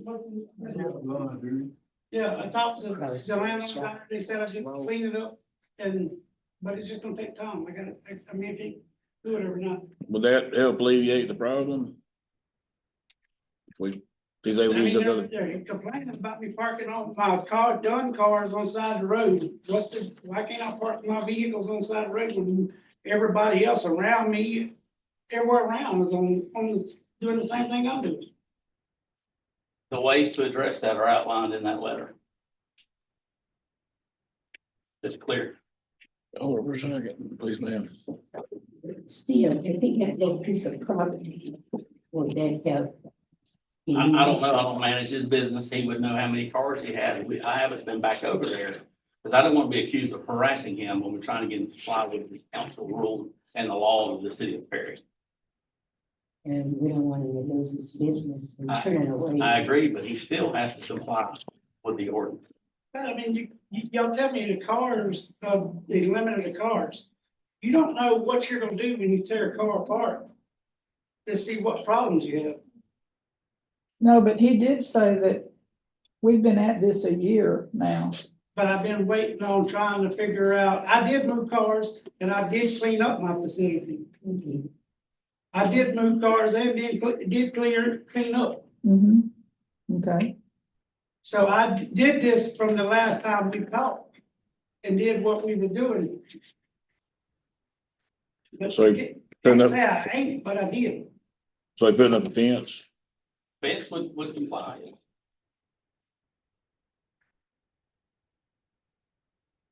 That something's going to have to happen everywhere or just here? It depends on what the zoning is for each area.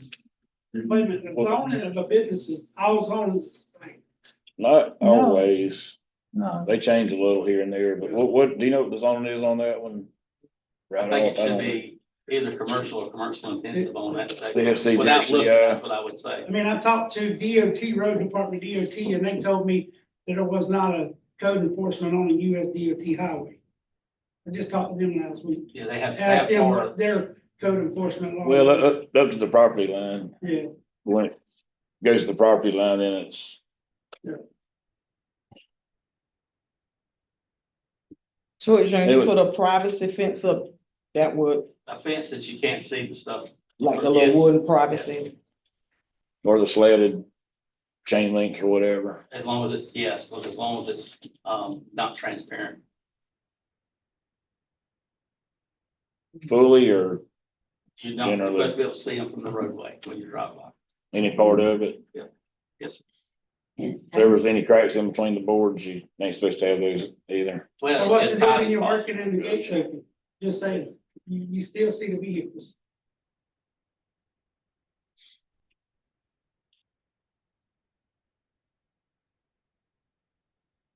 I can see a whole lot of people ducking behind the gates. Yeah, cause he already having a rush of deliveries there already. Yeah. So that, See, and I'm gonna clear half of that up. There's a way, you can eliminate your ordinance, that's the only other way to Now, take what care of needs it. to be done, just say what needs to be done is these deputies that's sitting at night up here behind Napa, and sitting around and start patrolling the county, you get some of these people around here. anyway, I guess what it boils down to is how do we cure this problem? And I guess Yeah. I got so the piece of property you're looking at buying is the long strip. Yes, It's this portion over there, right? yeah, it was all the way from there to Bryant Street, or whatever the next street is. And I was Where's that long? gonna donate the rest of it to the church. Who's buying it, you or Leon? It's gonna have to go under his name, but I'm buying Oh, okay.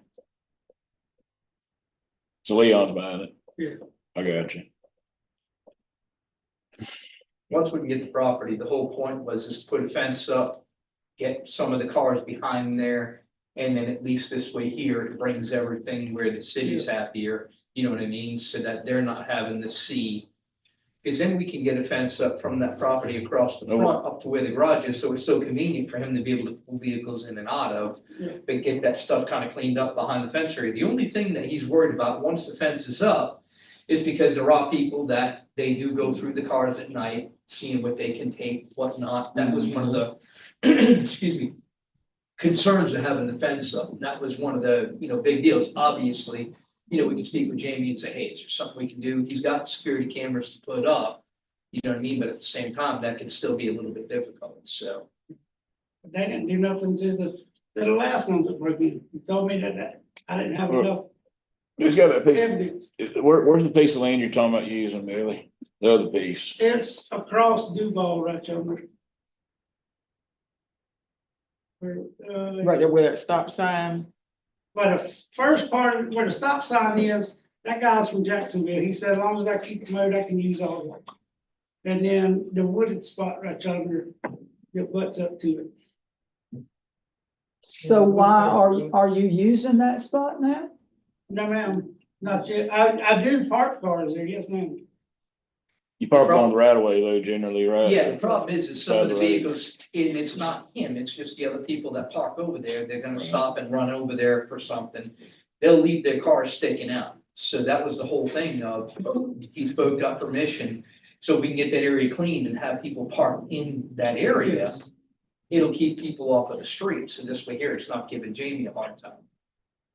Because obviously somebody can get hurt, because I mean, they leave vehicles sticking out 2 feet sometimes, and it's nothing that has anything to do with Billy, it's just somebody who may be frequent in the shop. Sure. Or even stopping in there for one time, for, they still leave the vehicle sticking out, so that was the whole point of is cleaning that area up where we could park and put something in there, so that this way here, it keeps people off of the street.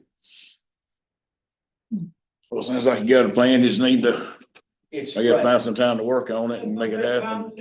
That's what I was gonna say, Okay. the biggest thing is getting that piece of land as to where we can put a fence up and then get stuff over there, then it gets stuff out of eyesight.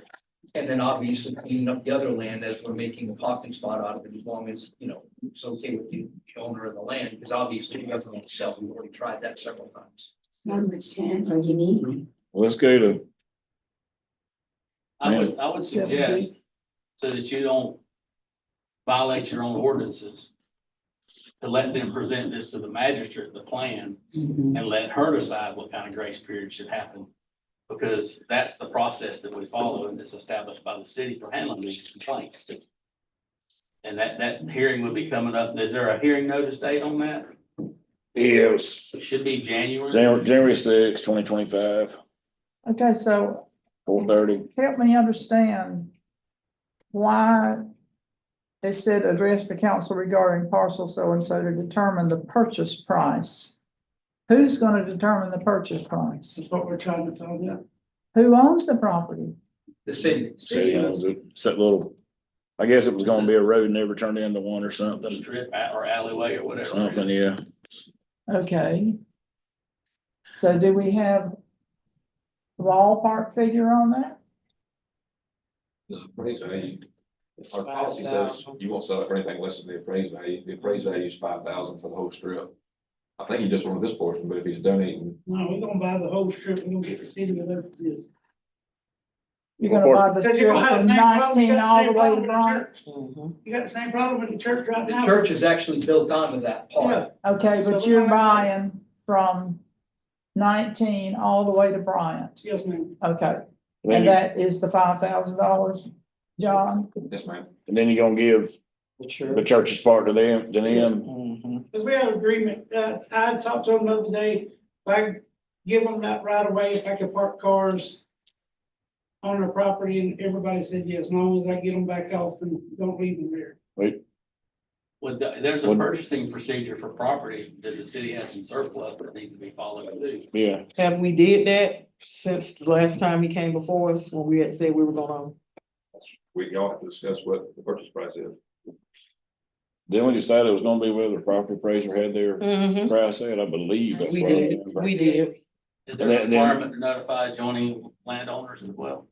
Yeah, 30 That's what I'm days. saying, that's what I thought we were doing last time we discussed this. We did on the We- property that, the name. One north. I'm sorry. The one that had the. I don't even, I'm That's the one on not. Bacon Street? The one that, the Christmas shop and the. Oh, yeah, yeah. Oh. Split. Oh, yeah, we sent letters and I'm pretty sure we sent letters here. This has been going on for so long. He came before the council and I even listened to it. And it said that, I wish I did not bring my little note. There was, okay.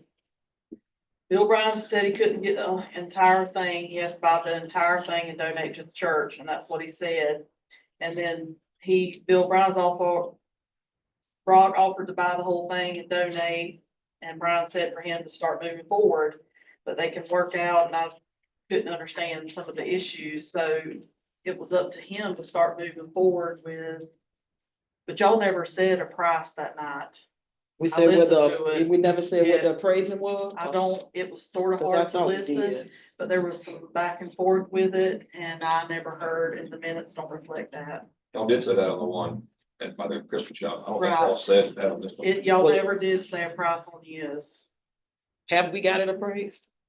For the, or is that just a guesstimate or? That's just the basic one from the property appraiser. It's Right. only, That's what we've pretty much been going by, I think, for a while. It hadn't been anything recent. That's been going on for quite some time. Well, can I make a motion that we set the price at $5,000?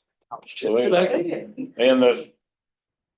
and the purchaser has to take care of the closing costs, all that survey. Once we sell it to him, it's his.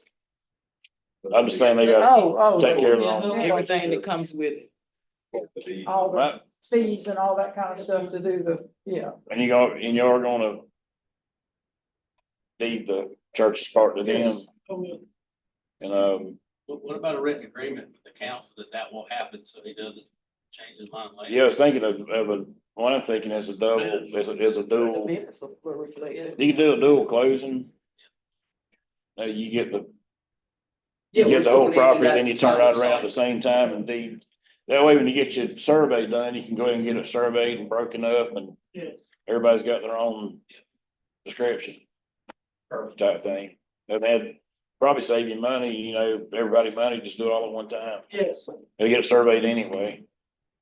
Just put two more Well, I pins talked to in over Robert the. Goodwin, I talked to Robert Goodwin about surveying, so already got that in the works there too, but we just have to figure out what we can do. He's got it set four corners, he can set six, you know, and Yeah. draw a line wherever you want it, wherever you want the church figure out, and just have a double closing. It'll have to be done by ordinance, too. So, Yeah, I'll take two council meetings to get done. I'll just let you know that. gotta start sometime though.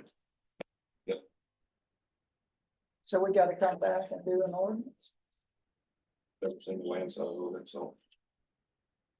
I would think of one that we were sold. Is that with Chris? Yeah. Does the ordinance have to be done before they go to closing? I don't think. It has to be. Everything has to Yeah, be it has to done. passed before you close. So we get that ordinance started next. Next meeting. First, do the first reading. Now we got a motion made for $5,000. Here we go. I think Bill second, did Bill second? Mhm. You second, okay? Councilmember Bruns, Yes. Councilmember Hampton. Yes. Councilmember Woodball. Yes. Vice Mayor Landry. Yes. Mayor Kidron. Yes. You got a lot of work to do on your surveys and all that stuff. Yes, I was gonna say, and I know I gotta get with city manager for the, you know what I'm talking about, for the, so that we can put fence up. No, you Utilities. you gotta do the 811 call to do the fence. That's big. Okay. Remember, we were talking in there, he said something about going over and talking to the city manager, that's why we walked across the street. About the city Yep. manager, something about, or was that just permission to do it before it was actually? Well, that, you would have, Yep. yeah, you'd have to have permission to put anything on city property. Now, you don't get all this worked out. Yeah, we'll get all this worked out. Yeah, I'll stay with Jamie, I'll stay. So we working get with on- Jamie. Me and Jamie have a very good relationship. So we get on the code enforcement right now. I guess you're just gonna go in January and tell them what's going on and. Yeah, and then go we from can there. start getting fences up and all that stuff in this week. Okay. Bring everything back in. I think if you bring this plan before the manager, she would accept it. She's very reasonable. But if you violate it now, she doesn't appreciate that. That's the thing, is we gotta get everybody happy, so. Good deal.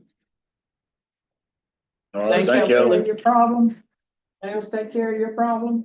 Yes, ma'am. Good, All right. Good. thank you. Thank you. Very good. So is it gonna be a problem to park my cars on the side right away? They move in the afternoons.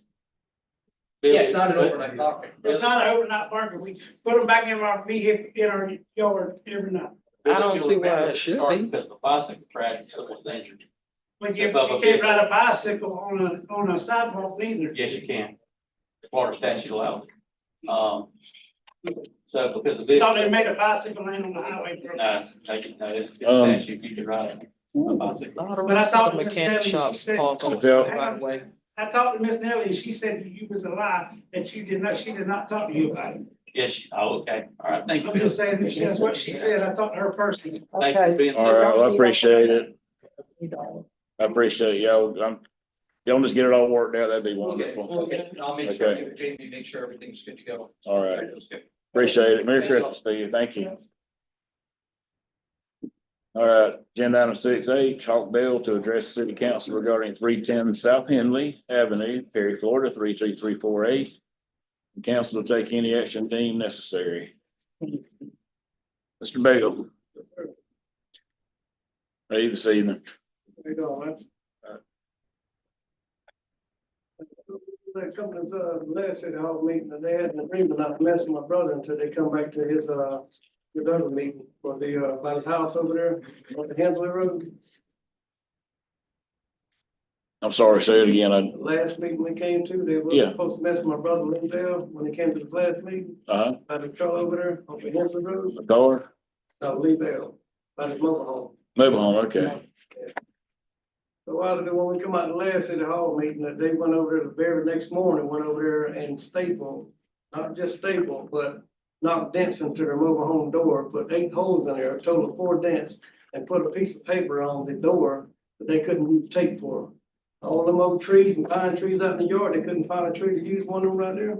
So they did put a notice up. Oh, yeah, the very next morning, after we had this meeting right here, they come out there the very next morning and beat holes into their door right there, like beating on the door like they serving a warrant or something.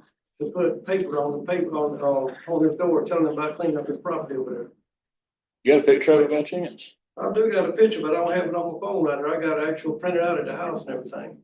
Okay. So that's the property where Talking about John? I believe so, 310 Henley. 310 Henley Road. Yeah, that's what should. There's a white road right there, on to your left, right there, where it comes in and it curves back around like a little J loop, goes off to the right. Yeah. See all that property right there where your area is right there? Mhm. All that right there belongs to the city. Tell me why that right there ain't cleared up. His property's clean. You tell me why that look like Busch Gardens right there and they want people to go there and clean their property, yet the city is collecting so much property off of people because they can't. You talking about that long strip? Go on up, go on, drop the camera down a little bit. Take that little, on that right there, all right, now bring it down. All right, you see the little road to your left right there? Mhm. All right, now when you make that left, which will be your left, going back into the right right there, underneath all that wood stuff right there, that's all owned by the city of property. I mean, but the city owns all that, everything going to your north right there where it says 01-04-155, whatever. The city owns all of that to the right there. And there are vines in there, probably that big around right there that the city owns. There's oak trees that have grown down on the ground with elbows touching the ground and going back up into the air right there. You tell me, why are they so hard up on wanting him to clean up his property, which is already clean? Everything's been mulched down to the ground. There's a mobile home on there. Bruce Griffin went over there and used the words, when Joanne Padgett told him that that property was cleaned up, he used the words that you are a fucking liar. There has never been no house on this property. Those are his exact words right there, in front of a 7-year-old and a 4-year-old. Well, please don't. I mean, we got, Lord knows who listens to this meeting and folks here. I mean, just. I understand all that, but I'm just saying, those are his exact words right there, when he's been showed that there's been a mobile home on that property, right? The same house is on it. It just got moved away from a big oak tree that would have fell and destroyed that home right there. Same thing going back with this mobile home right here. The city of Perry is saying that he can't replace a home, you know what I'm saying, with a house that was already on that property. Well, dealing with Jamie Cruz right here, can he explain to me why there's a woman that was been allowed, and I ain't gonna call them names out because I know how they like to try to hang people up in these meetings right here. But can he explain to me how there's a woman behind the jailhouse over there who's allowed to bring a mobile home in there and replace her house with a house that was, I guess, supposedly damaged from a storm right there? And my brother has a house that was already on his property. It's been there probably since the 80s right there. Ain't nothing wrong with it. There's been 2 people that work for the county that come out there and investigated that house and said there is nothing wrong with it. They don't know why the city's got, you know what I'm saying, wanting them to sit there and demolish that home right there. So can he sit there and explain that? What's the zoning for that parcel? If there was a mobile home already there, zoning shouldn't matter. I mean, if the house is already there, the only way zoning should come into play is if a house is moved off their property, nothing brought in there. Well, the way that normally works is if there's something already there when zoning happened, it gets grandfathered in, but if something happens to it, you can't go back with what. That's right. It just depends on what the zoning is, really. That's right, but nothing ever happened to it. The house was there on the property, it just got moved from underneath the big oak tree when they was talking about how bad that storm was gonna be. It just got moved from where it was at. I helped them move it over out up from underneath that tree right there, because the tree is real old. And it's got old, I mean, it's got a black water line, a water mark down the middle of it, like it's getting ready to split in half. So yeah, I helped them move the house out from underneath that tree right to get it out from under that tree so it wouldn't get them damaged. So what all's going on this? Are you talking about the process? I'm just saying, what's, Pull up I mean, okay, the mobile home was there, it was fine, it got moved, and now there's a problem, is that what I'm hearing? Where I'm trying to make sense of this. The city trying to tell like to bring another house on the property right here. I don't know where they getting their stuff from, but if you go down that road, I can't bring my semi truck in that road. So if I can't bring my semi truck in that road, explain to me, how can I bring a house that crest in the middle at 13 feet, 12 foot wide, 70 foot long? How can I make that bend in there? The house been there since the 80s. Them trees were just babies back then when the house was first brung in that place right there. If I can just share the process, because we had asked, the city council asked the zoning board to remove the case or delay their final decision, because they asked, that the owner, which is not this gentleman, I believe his girlfriend's mother, to appear. And that any proof that they had that the trailer had been there, as long as they said, would appear on December 2nd. And when the family presented at the last city council meeting, you told them to come back. I know it wasn't just this, there was complaints about code enforcement and how they're being treated. And so the zoning board agreed to delay, because they said within 30 days, come up with a plan or remove the trailer or it would be demolished or removed. Mhm. And so they have delayed it until January, and they were given notice. And so my expectation was to hear from. Hold on, hey, Hulk, Hulk, Hulk. Here talking. Okay. So I believe from the last meeting, I think I'm not sure, but that the daughter of the owner was here, and that the same thing that we were asking for, or the zoning board was asking for, I thought they were gonna present that information here with the owner coming in to share what they've done and what they didn't do. And although we did not have a hearing in December 2nd, information that came from property appraisers that and even aerial sites, and Amy has that information, but from the aerial timeline, the trailer had not been there as long as what was reported in that Right. meeting. So the violation regarding where the trailer is now still remains. And so they were going to just delay and hear from the council as to, you know, out of courtesy, because I believe they can still make a decision, to see what is presented and what the council's feedback was. So basically, they're just waiting on proof. They asked the owner to come with proof. Okay. So, you know. So, At the end of that last meeting, I verified the address that it needed to be sent to. And Bruce did post that, but he got there before I could stop him that next morning after that meeting. Tell him not to do it because it was gonna be moved to January. Okay. That's the reason it was posted. And we took it off of that agenda for that Me. meeting. so the question is, was the trailer there in the 80s or not? And that's a question that I can't answer because I wasn't here then, but we're depending on the property appraiser's office and the clerk of court for any information or documentation that they prove that. Is it possible from the aerials it was up under some trees or something, you couldn't see it, or? You can't see that house from there. The property appraiser has access to a pictometry program that takes photographs at many different angles that includes a 3D rendering that could see and tell you if that, and that's something they can access that we can't. So y'all ain't physically went out there and looked at the house, the property, looked and seen if there was a house on it? We're looking for proof in the past, not But you're currently. looking at aerial If stuff. you look now, it's gonna be there. We're looking for proof in the past of when it was placed. What's the zoning on the property, John, do you know right off? Single family, I can't remember, I think it's 2. So it's not No a, MH. no MH. Is it a mobile home or is it It's mobile home. so it's not a what do you call it, manufactured home? It is a manufactured home? Or not, okay. It's a mobile home. Big difference between the two, I'm trying to find out. Depends on the stamp, on the plan, on what it is. We Exactly. went through that round and round in the past. Party still going over messing with them. And the question is, why can't they have a mobile home on the property over there? You got so many people around them here with mobile homes and everything, but y'all target certain people. Telling them they can't have a mobile home on their property. Are you gonna go into rich neighborhoods and tell them they can't have a mobile home on their property? Or they can't supply power to it because they got lights on in there and they got a house to live in? It depends on the zoning. It's all zoning, Hawk. Okay, so just give me a random zone. What zonings? What, What random what, zones can't have mobile homes in, because they all over Taylor County. If it says We ain't MH. talking about FEMA houses either. if it says MH, it can have mobile homes in it. If zoning has, There's about 10 or 12 different zonings for the city. And I'm just guessing roughly because I can see that list. And there's only a couple that allow mobile homes. Right. right, you got residential, multiple family, slash MH, but if it's got an MH in the zone and it, Yes. you can have mobile homes in it. Yeah. Excuse me. You don't like looking at me? I'm looking at the plans and I'm paying I attention know, to the council. I just like, when I talk to a person about business, I like looking in the face and everything, so if the person ain't truthful about nothing, they won't look you in the eyes and everything. I just wanna know, I wanna sit there talking about stuff, all these meetings, y'all was looking at the TV up there.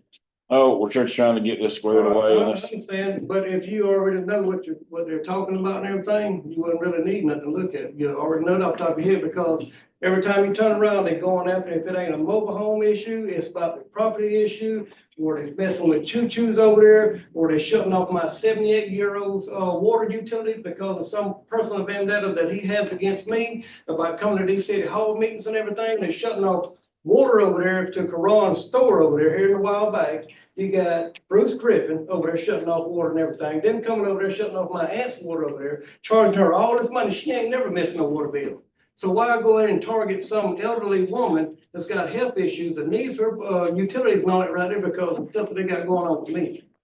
I mean, it done had me locked up twice and everything for lies and stuff and all that right there. They caused me an election that I was going to. So let's talk about that.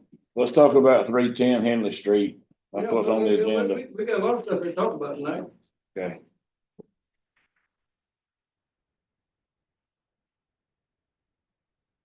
Why are they still messing with them? If she sat there and said that all this right is supposed to be sent back to January, why do they go to very next morning?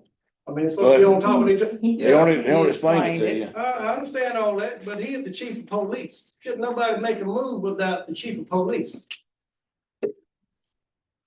Anyway, well, if you don't get word to somebody, they don't know, and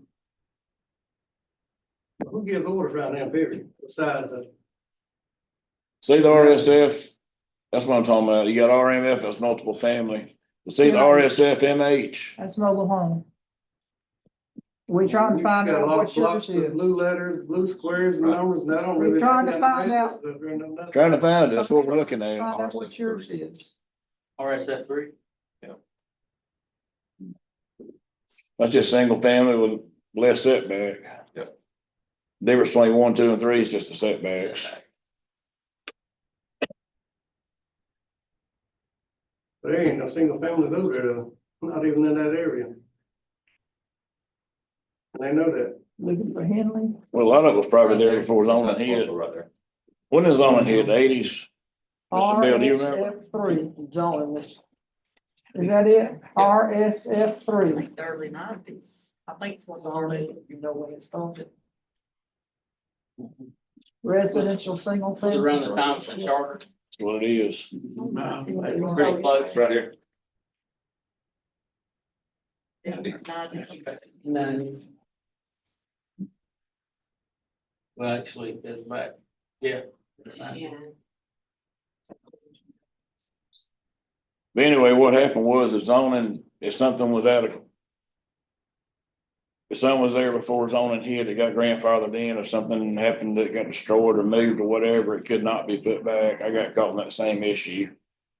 It gets Some got modified damage on past it. a certain point too. Yeah. And some got damage on the piece of, say it again, about being damaged and can't be put back. If something let's say something's there, what to say, a mobile home, and it's in a place that ain't zoned for mobile homes. Mhm. If it was there before zoning, it gets to stay there.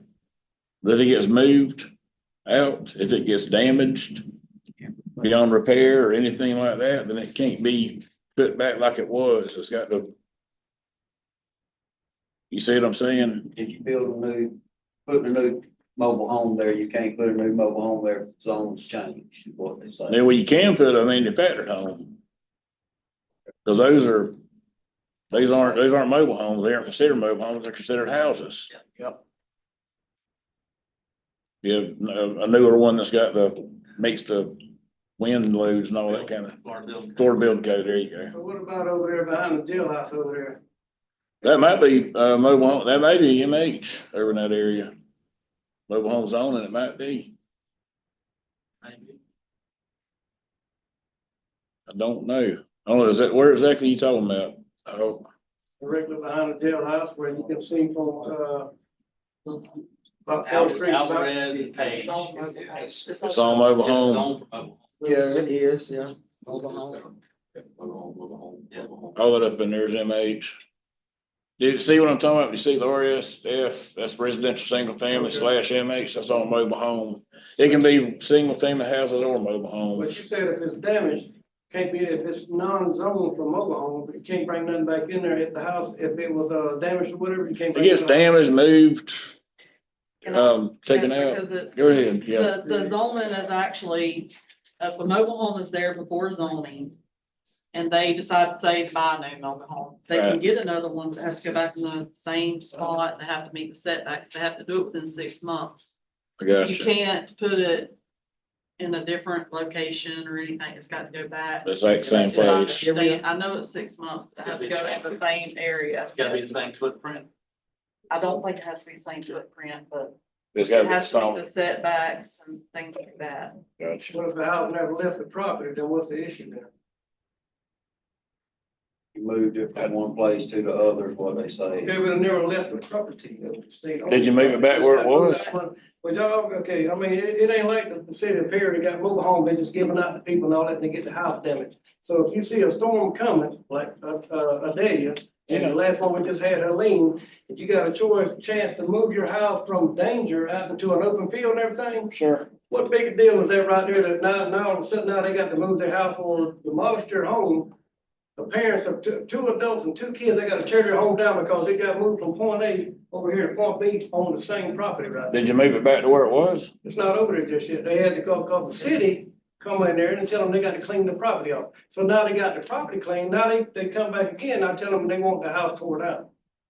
So why tear down a house? Charles August works for, is on the county board. He come over there along with him and Mr., what the other guy's name, George Clayton. Come over and said, there's nothing wrong with that house over there. Why does it need to be tore down? I said, that's a good question for the city. The man said, there is nothing wrong with that house. The only thing that needs to be done is put back in place and set back up. And he said he remembers that house being there. Well, why don't you move it and set it back up where it's supposed to go? We want to tell Jamie Cruz to call off his dog and stop having them to come over there and slapping up, beating dents in their door and all that, like tearing up the facing property. Are they gonna replace that mobile home door? Are you gonna move it? Who gonna move it? Yeah, I put it back in place. Well, ain't no problem setting it back up. Well, then that should solve the problem. Okay then, are they gonna stop going over there knocking dents on people's, homes and all that? I mean, don't they sell 99-cent duct tape up there at the store? They can't take the door or stuff. What if somebody come to his house and do it? What are they gonna do? They get shot through the door for trying to sit there and put a note up on the door? Mr. Perry, you should show proof of that. Oh, the dance, well, I got proof of that. I got proof. I got paper on there with staples and everything on it. And there ain't nothing to tape, you know what I'm saying, to put tape on there, because if it leaves a little sticky stuff on there and it gets dust on it, you can wipe the black stuff off of there. But when you go there and just literally beat dents into people's mobile homes and all that right there, trying to sit there and prove a point, then yeah, that's the facing property right there, private property at that. I mean, they got money, they buying up all kind of unnecessary stuff like pickup trucks for city of Perry. We don't live in the mountains. Whatever they pickup trucks. So won't you just, They're competing with the Wayne Pageant, what, trucks, so won't you just put it back? put it back. But Where it there will be was? something in writing here tonight or sometime tomorrow showing that they gonna stop going over there harassing them. He hasn't been back. Who ain't been back? He hasn't been back since I told him that he should not have posted that. They pop up every now and then. They post up, you got secrets posted up in that boy's driveway down there. Matter of fact, we just went and bought 5 brand new trucks. My daddy got one, I got one, I bought my old lady one, my brother John got one. We got city police over there, parked over there across the road from Dairy King, sitting there videoing us. We get a message by a cop and all that, joking about it, that we're probably gonna be investigated because we bought 5 brand new trucks. This is the harassment that I'm in here for tonight. That's why I take off work early to come in here. So can he sit there and explain, I mean, all this stuff right here, like I said, it all stemmed from them cleaning up their property, to them coming over there, you know what I'm saying, shutting off the utilities and all that right there. Them sitting over there lying on me, costing me an election and everything to keep me from being one of his bosses and everything. So you got a city cop that I'm sitting there looking at the man, rolled the window down and sitting there videoing us, all of us, because we had 4 brand new trucks in New York right here. Why is the hard working people can't buy pickup trucks the legal way and not the illegal way? Who was the officer? Let's, I don't know who the cop was, in the way they should be. let's get Put his 310, name on the side of the truck, I better tell you. let's get 310 South Henley fixed. Okay.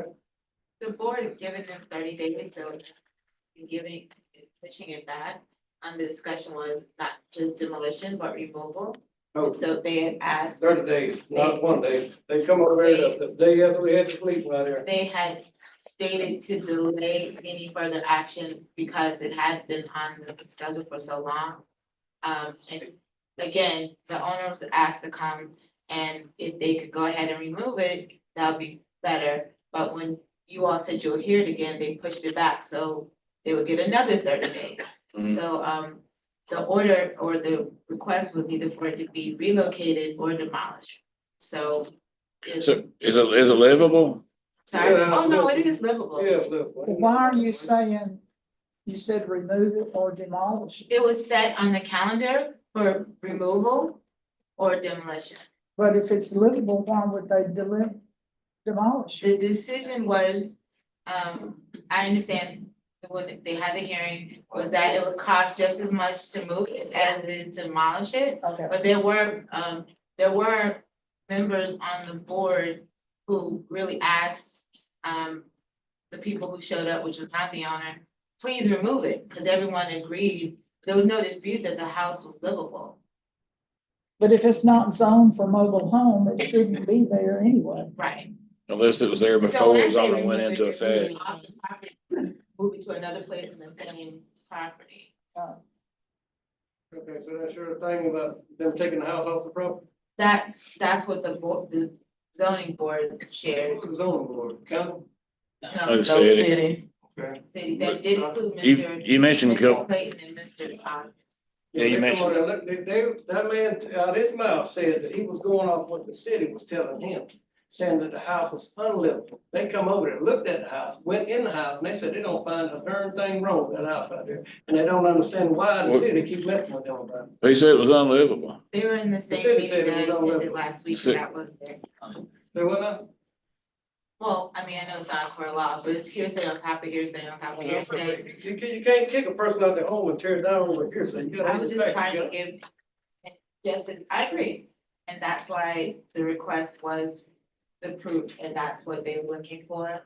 And so So long as he show proof, it's fine. that the actual. That the mobile home was there previous before, Tell you something. Because all the information that we had. and just put it back in the same, everything would be solved. Is that what the magistrate said?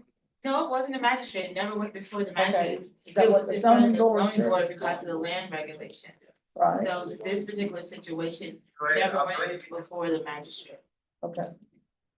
But if he's grandfathered in, If they can prove. if they can prove that, all he has to do is just put it back. And problem would be solved. That's a really simple way to do it, but yes, if it was grandfathered in, and all the information we had suggested, that trailer was more recently moved there than.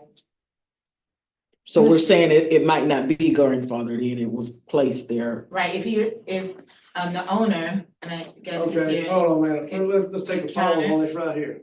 How about all of y'all take a trip down Hensley Road over there and drive back in there and tell me, how can you get a mobile home, whether it was last year, year before last, this month, 6 months ago, 5 years ago? Take a trip down that road right there. I go in there with my W900 Kenworth, and y'all would tell me, how can you, if I can't get a semi truck in there with 12-foot stacks on it, you tell me how you gonna get a house in there 13, it stands 13 foot tall in the middle right there. You Well, got how the road is no wider than this table right here, just about. I can't get down there with my Dodge pickup truck that it costs like a watch, or my F-250 Super Duty pickup truck without my mirrors hitting vines that are owned by the city of Perry. You tell me how you gonna get a mobile home in there and keep it intact and get it on that property back in there. Didn't you How say, you gonna make a 70-foot turn in a curve that ain't even no water in this room right here? did you say there was a mobile home there The house was originally? there. Anybody was born back in the 70s and the 80s, know when you pour a Time out. concrete slab, they was putting rocks Time in the out. concrete back then. Time out. Hold on, The Hope. difference in a house and a House, mobile home. Okay. Now, which was it? mobile home, There was a mobile home that's there, right. okay, And not a and model. now there's a different mobile home No, there? it's the same house there. It just got moved from where it was sitting at out into an open field to keep an oak tree from falling on it. And during that's the storm. one that's been there all the That's time? right. Did you get the tree cut? No, we ain't got the tree cut yet. The land fell out of it. Yeah, well, but you're gonna, the requirement is that you put it back where it was. That's right. So if you hadn't cut the tree, you hadn't solved your problem. What you laughing about? You trying to sit I'm there? not laughing about anything. Okay, so what's funny? My question is, we ain't put the house back yet. I know. Because y'all won't sit there and leave them alone long enough to get anything done with the plan. Oh, do you wanna get this thing fixed, or you just wanna go around, or do you wanna go around in circles? sarcasm, because I'm tired of them, every time you turn around, my brother and them got a, you know what I'm saying, living here and there and all that, and can't get their house set up because the city won't stay off them about stupid stuff. And then another thing, why won't they leave all, every time you turn around, they keep, changing up the laws on where you can and can't have a house and all that, with all these different jurisdictions stuff, won't they leave stuff alone? If you buy a piece of property and you spend $100,000 for it, why is it up to the city, who ain't paid no money for this property, can tell you what you can and can't have on your own property right there? You know what I mean? If it's that big of a deal to them, tell them to put up a fence where they can't see it. Goes back to Billy Brock and his property and all that right there. Y'all want the man to put up a fence around his property and everything. Do you wanna get 310 Henley fixed or not? 'Cause I'm fixing to call this over with. Fix it today the right way, an honest way. I'm fixing to call this over with. If you wanna get this fixed, let's do it. If you don't, it's up to you. It don't matter, It does matter. we'll take it. Let's go. Get checked. Hold on. No. You don't tell them. Get that. Hold on. Go ahead. So what they gonna do about it? I'm just saying, if you wanna talk about everything under the sun except for this, I mean, that ain't what we're here to talk about. Let's get this fixed. Okay, so what they gonna fix it? Are they gonna let him put his house back on his property, leave him alone about it? If that was there before zoning happened, yeah, you put that as far as I know. You still gotta have a hearing with the board. The zoning board will make it. I think everything will be cleared up just as long as we show proof that the house was there prior to. Yeah, that's what I'm saying. There's gotta be something somewhere. Information that we found. Exactly. Utility, something. Plan's the only one here. And the owner needs to be there. Yeah. He has, I mean, The property owner needs to be making this fix too. Now, who's the property owner to you, Hope? That's Joanne Patrick's mother right there, and later live over there in Crawfordville, or Wacolo. Okay. She will be here on the next meeting. I've come here tonight because I was on the agenda to speak on that, because we couldn't talk about it last time we was up here. Y'all told me to come back then. Okay, but she needs to be at the zoning She'll board be here. meeting, She'll be here. not city council, zoning board. Okay. Okay. All right. Let's get all of this, I mean, it'll all get fixed then. Everything's like it's supposed to be. So there ain't gonna be no more tomorrow morning, them going over there beating more holes in them walls over there?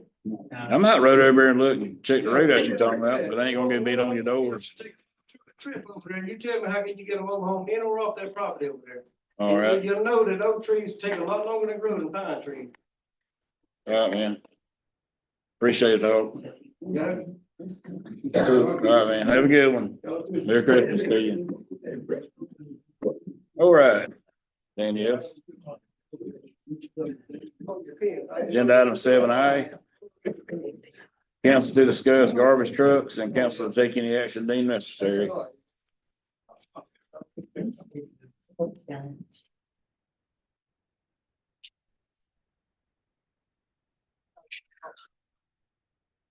Well, Yeah. y'all all are aware of the issues Yeah. with our garbage truck. We went several days, we didn't even have one garbage truck running, all three of them down. We're having a lot of issues with our trucks staying up and running. When our backup truck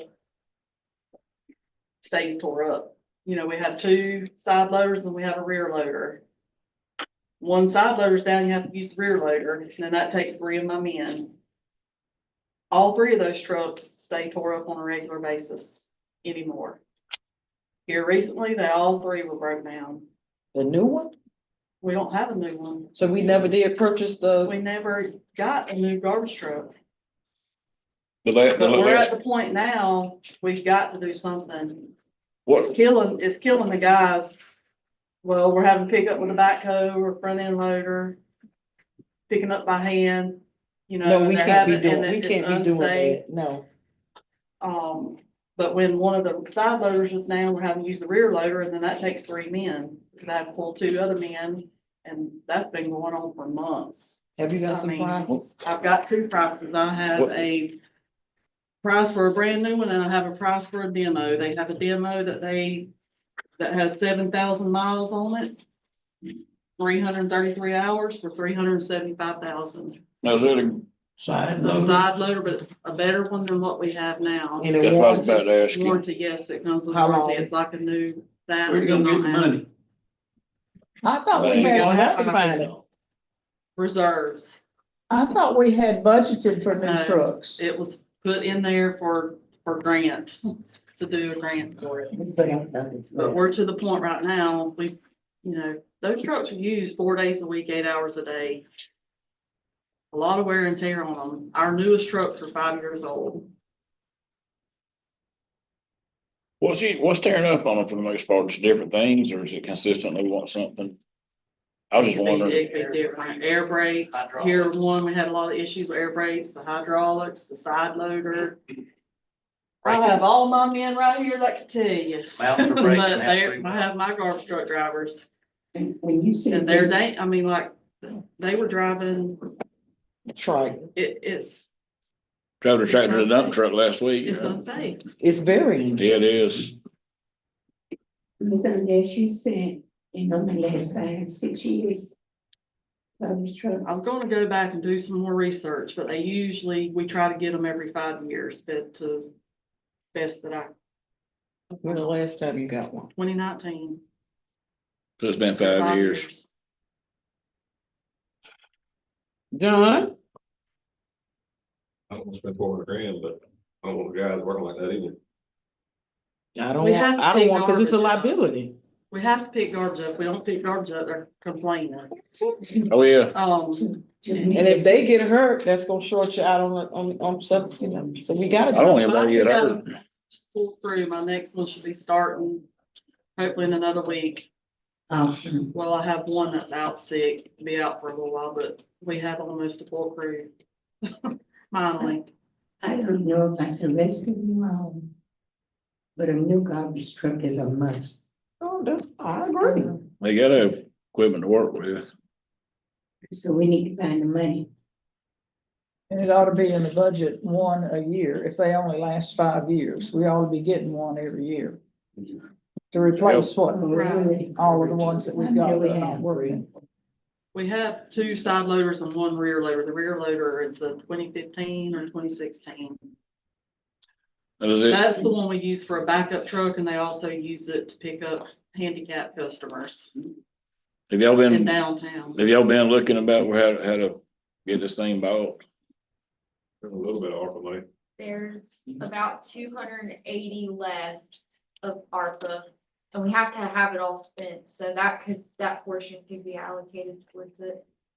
And the truck's still available, the The not demo. not used one, the It was demo? as of yesterday, and I told him,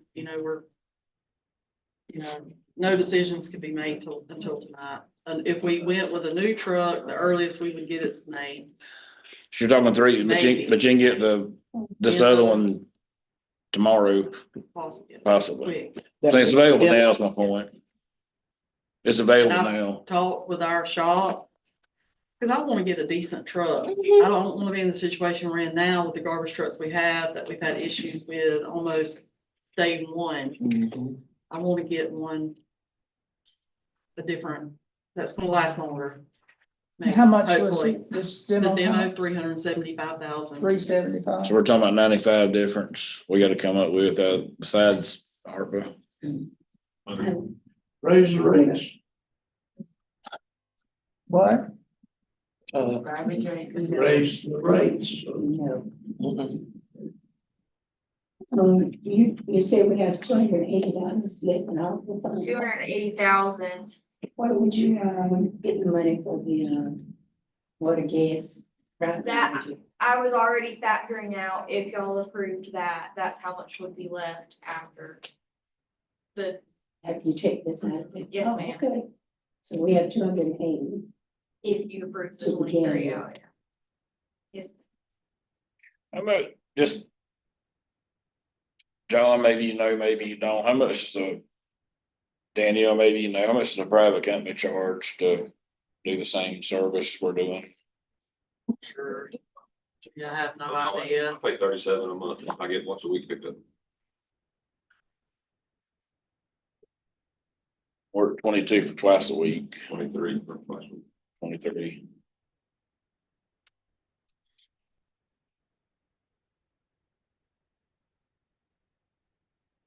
We're not trying to make a profit, I do understand, but we're also trying to maintain the service.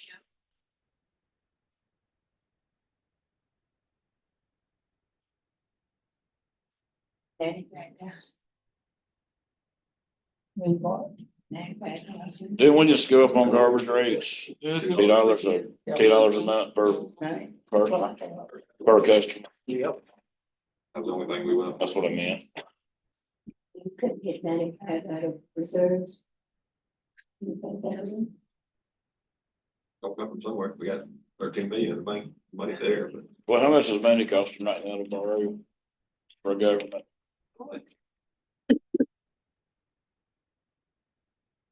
Uh-huh. It'll be 7 or 8. But we gotta have it. It's a great appropriations request if we had a obvious last year. Well, we're gonna have one now. Wait, and I'm not, Prepared the budget. And we're less than 90 days in this budget. And we're talking about a garbage truck. Why wasn't it in the budget in the first place? I know it was. I thought it was in there last year. it was. For this year, I mean.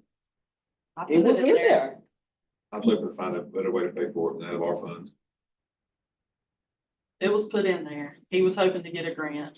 And that's all fine and dandy, but we're at the point right now, we need something now. If we have to wait for grants, you're looking, We can't. how long are you gonna wait for a grant? I mean, we need something now, Now.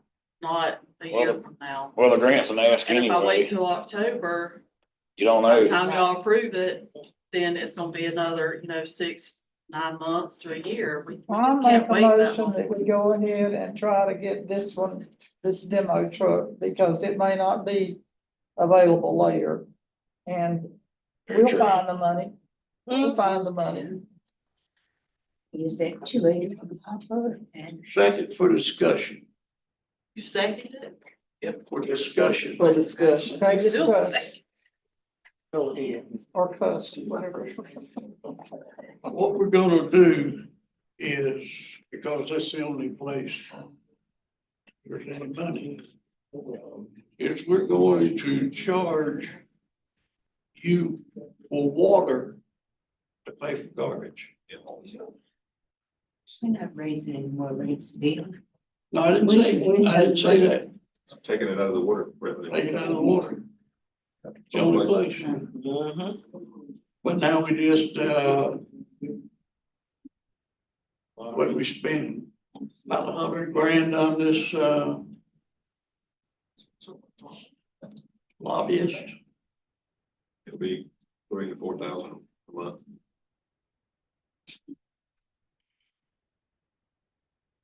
Why can't we just get a lobbyist for 6 months or something?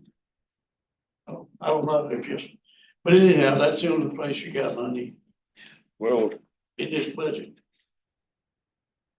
Like I Well, said, well, we well- find the money somewhere. Let's go ahead and order the truck. we'll know by April about the lobbyists, whether or not it did anything or not.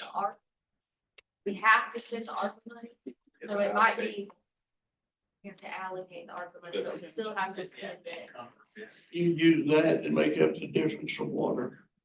Okay, so the 280 from ARPA, then the rest. And then if a lobbyist gets us a second truck, we'll be happy We'll with go with that. that. If not, it'll be in the budget come October. So your second is good, Bill. If it's through discussion. Talking to you, Bill. We were second for You discussion. through with discussion? Hmm? Have you finished with Yes, ma'am. discussion? Councilmember Bruns, Yes. Councilmember Hampton. Yes. Councilmember Woodball, Yes. Vice Mayor Landry, Yes. Mayor Ketchum. Yes. I feel good about this. Thank you. Thank y'all. You're welcome. Don't know what it's like right on the side of that track. We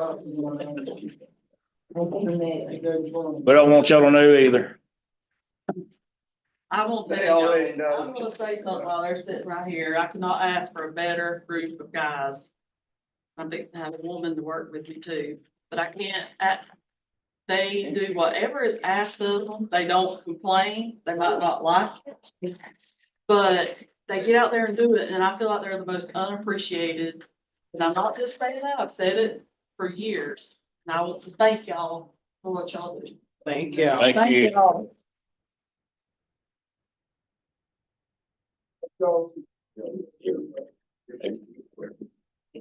Yeah, it does have air conditioning. Who's driving it first? You know, I said, Yes, ma'am.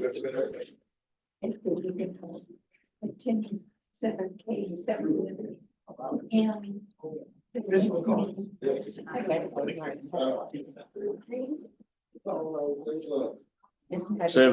Seven K and 7M. Okay, well, so we'll table that till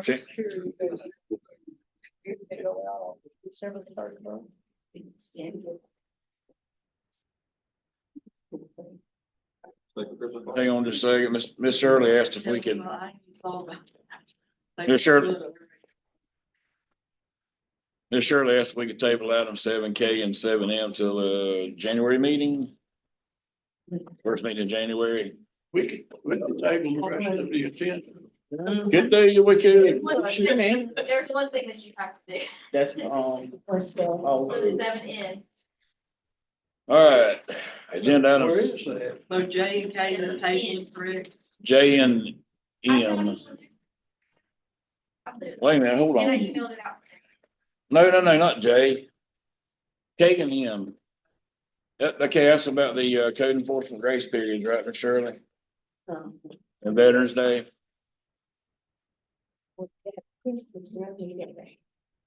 No, it's not coming around till November. No, they're leaving the post. Okay.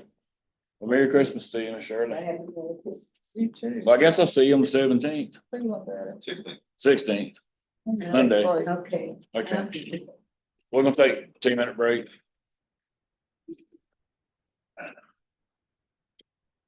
Go get a garbage truck.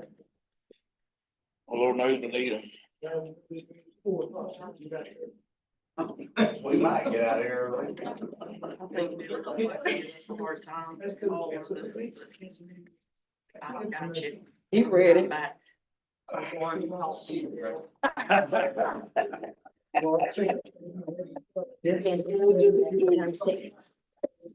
You like this?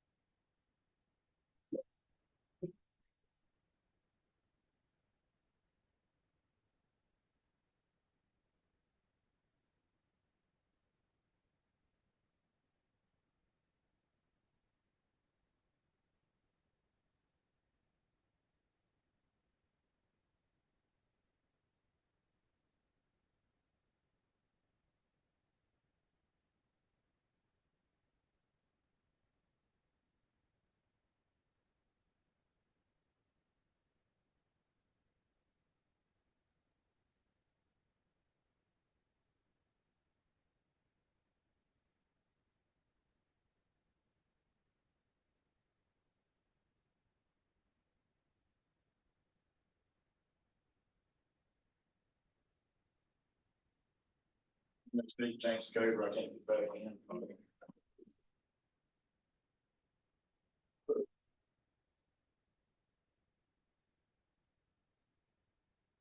Look at that.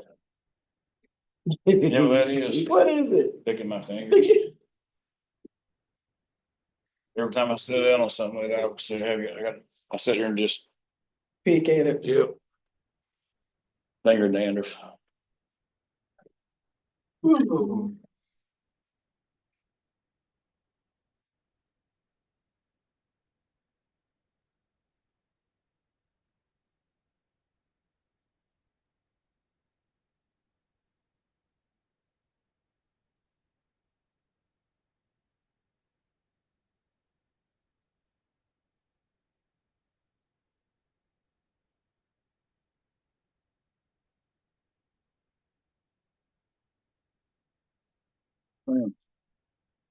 gonna call the meeting back to order.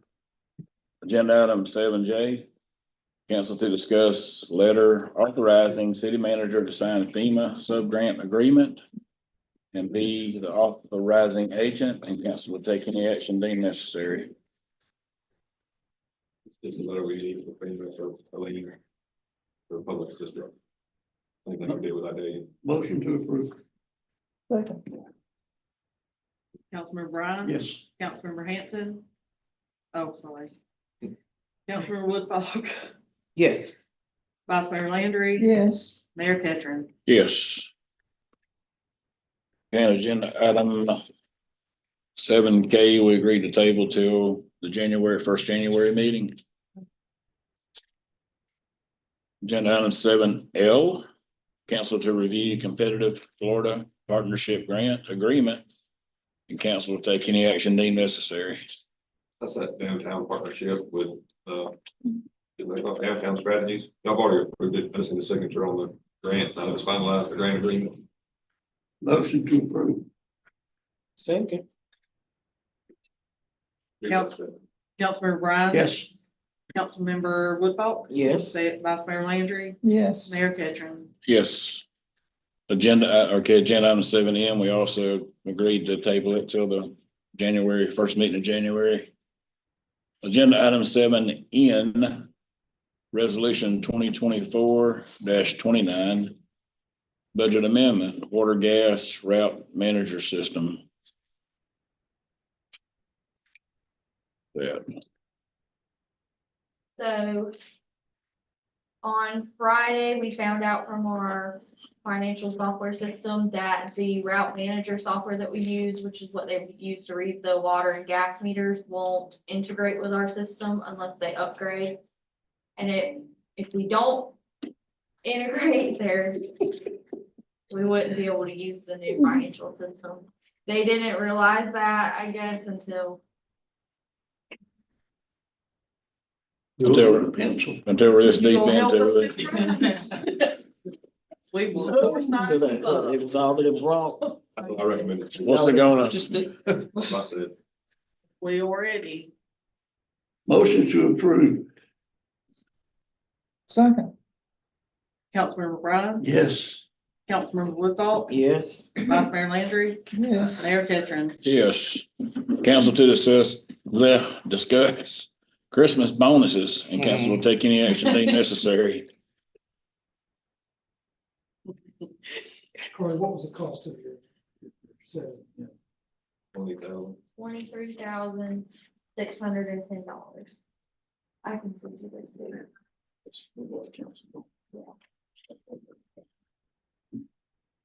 That was the cost last year? That's the cost. No, that's the cost for the upgrade. Oh, Upgrading those reader units or this new software.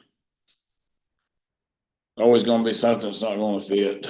Anytime you do a software upgrade, especially after 30-something years. And the handhelds they use are old for learners.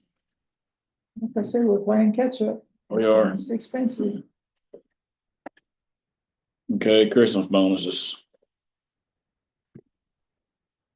What was done? Hey, Huh? what was done in the past? Last year was $100. And I give what that. So much is that? Yeah, 100 is what we did last year. We did cash. Carla said we can't do that again. She got mad at me. But we'd like to do, I would prefer him not to. go a little higher than 100 to make it 100 on your actual check, 115, whatever it is. Yeah. Was it times 80, 90, how many? Yeah, 90, 92, I think. It'd probably take $1 a quarter to do that. Yeah, you're right. Motion. It'll be 10. Yeah, give or take. Have a second? Where we gonna get the money? We're gonna get the money from positions that have been vacant.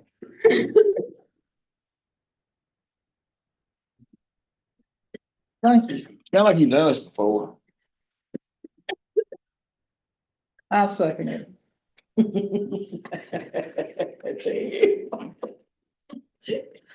Councilmember Brian. Yes. Councilmember Woodfolk. Yes. Vice Mayor Landry. Yes. Mayor Ketron. Yes.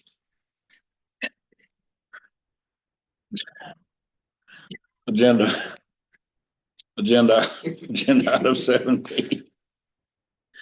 Council to discuss and consider a mutual aid agreement with the Taylor County Sheriff's Office and take whatever action deemed necessary. Motion to approve. It's an annual agreement. Second.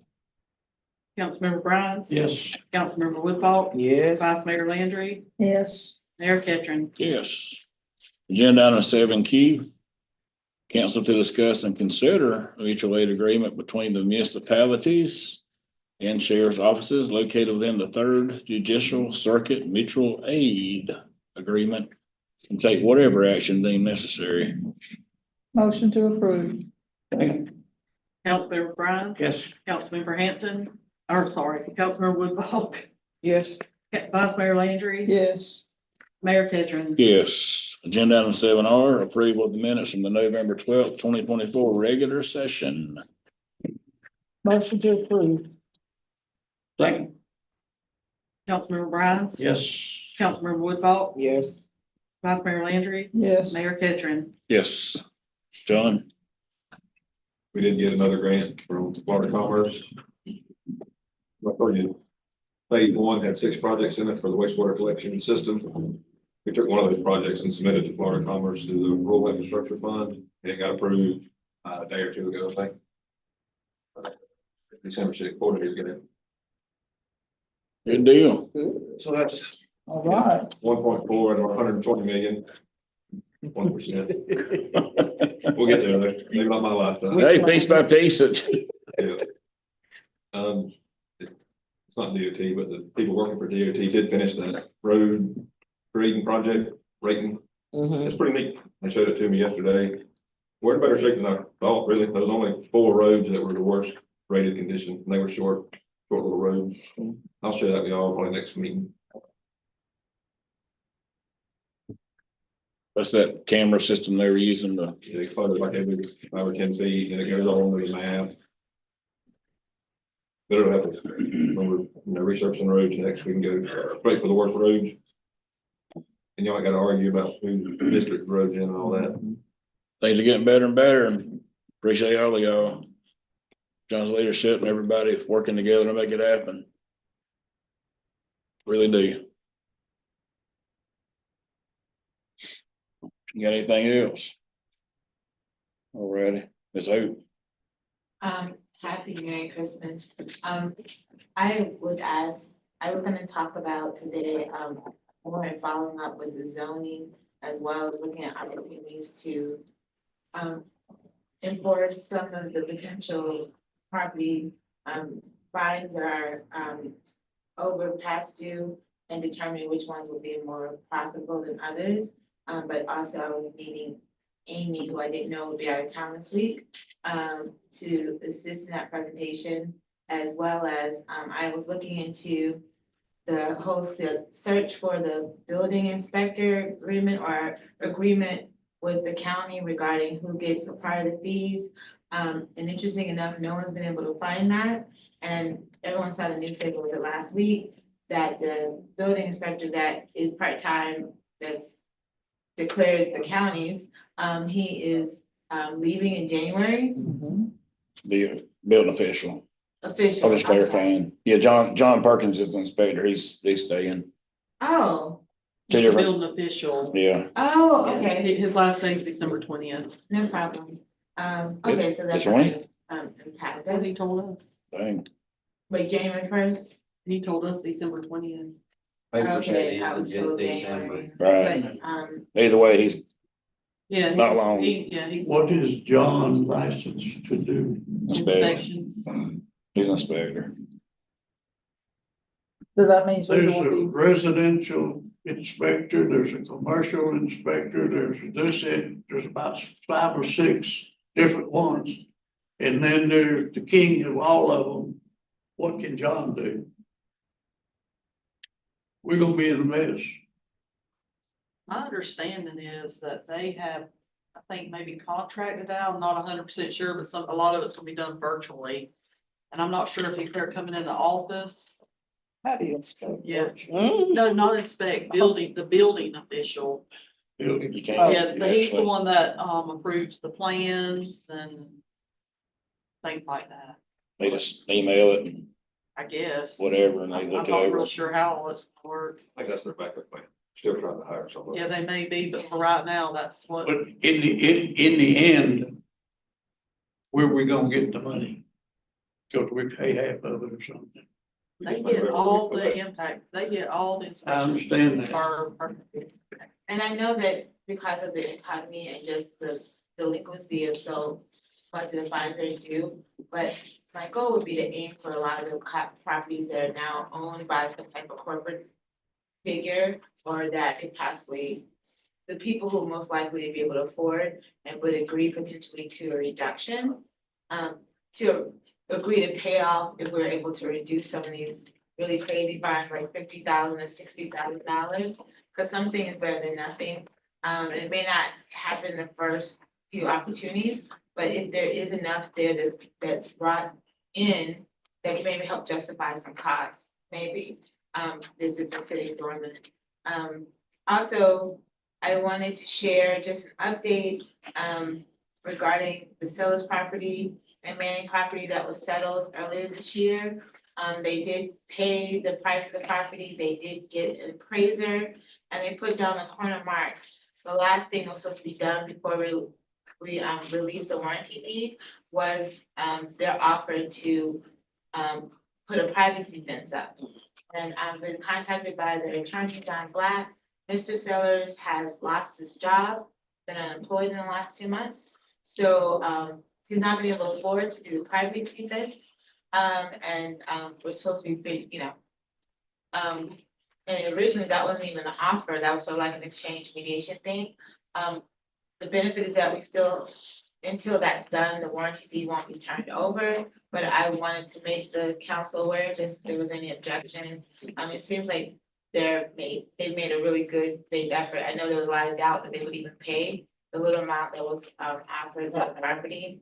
And I do understand the groups may be back hanging out in the back over in that place, but I just want to make you aware. And the last thing, I went to the Florida League of Cities Legislative Conference, and it was really, really good, and I would love, and I will get with Chief of Police regarding code enforcement training, just the different nuances that may be able to assist. I know people complain about everything all the time, but I'm even curious as to the process that, that Mr. Griffin and other code enforcement officers have gone through.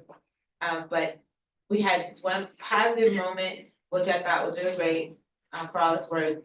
During the emergency response session, Mayor John Daly of Tallahassee, he gave Perry, Florida a big shout out. I can't believe it because he met me, but he talked about, the nuances of Tallahassee being inland and dealing with tornadoes. But he's like, I can't complain because I see the resiliency of the communities east of us, like Perry, Florida, that has gone through 3 storms, and the people are still working hard to rebuild. And he was like, I don't know if any of them are here, but I just think they're amazing. So I just want to share that there are people who are noticing.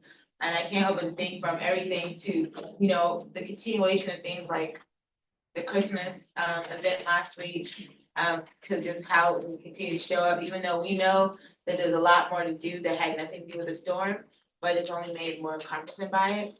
And I just thought it was cool that those, that community and others are recognizing that there's certain counties that have a much more handicap with all that they've gone through the last 13 months. So. But that's all for now. Very good. Thank you, Carly. We're still working with the new financial system, and they pushed back our utility billing go live date, just about half a month, but into the middle of December. So they're thinking our first billing cycle will be January 1st with the new system, but that wasn't anything to do on our end. It was on the financial systems end. So hopefully they won't push us back again. Very good. So how's it working so far? Pretty good, or? It's good. I mean, it's had a lot of, they didn't pull stuff over correctly, and we had to get that fixed, and then having to do all the journal entries from the, but, I mean, that's expected, it's a new system, but we're liking it much better. Good deal. Very good. Jamie, Chief Jamie. I'm sorry. Saturday, we held our 14th Shop with a Cop program. We were able to raise enough money through all the disasters in the community and a few other places where we actually paid to give each child $150. And we had 53 we benefited. Wow. We had 3 that didn't show from illnesses in the family or transportation problems, whatever. And we did have the most ever.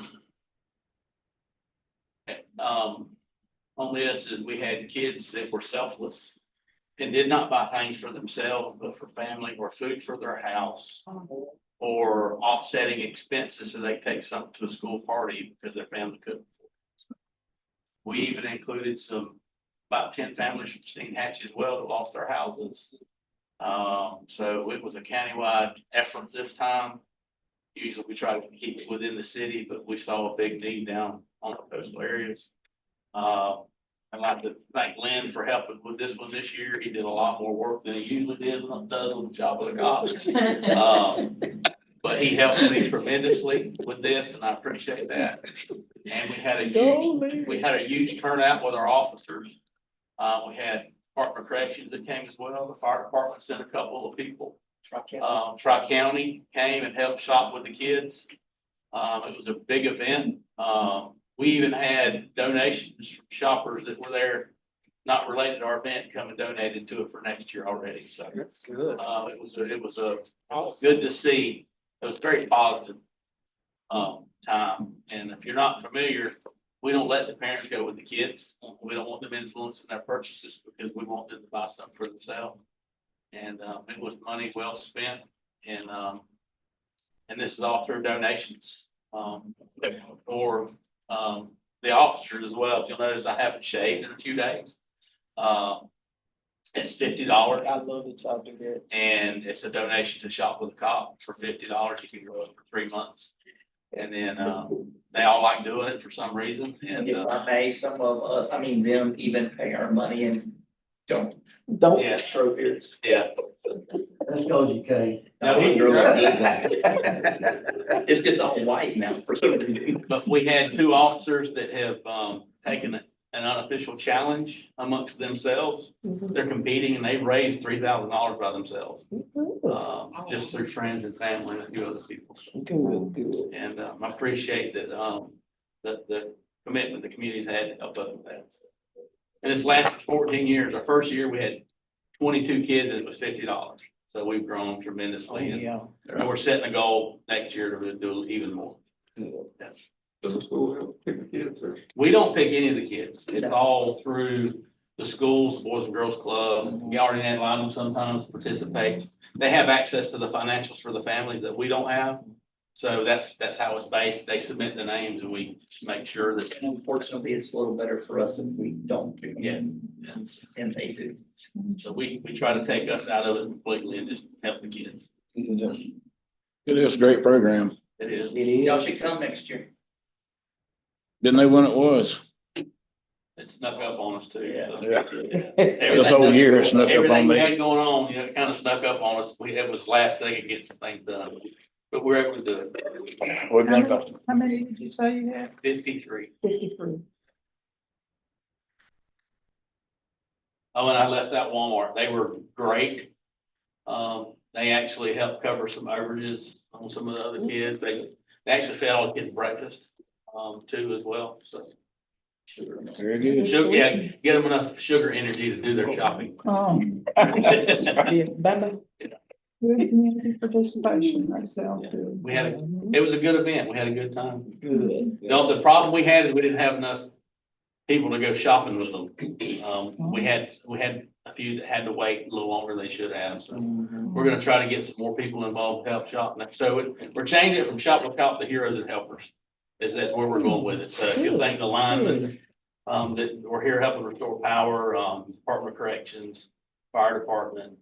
So we're kind of making that transition, to name it that and just keep moving with it. Good deal. Thank you. Chief RB. First of all, thank y'all for attempting to get us a fire station. It's, will be well deserved and well appreciated if it goes through. I have put in for some more AFG grants, for bunker gear, for tools for the trucks, and, another one, I put in for another truck again this year, so all that's been, sent in. Wait and see what we get. Other than that, Merry Christmas. Thank you. Got another meeting. Sorry. We got another meeting. Got another meeting. I might not be there. I feel like I'm getting sick.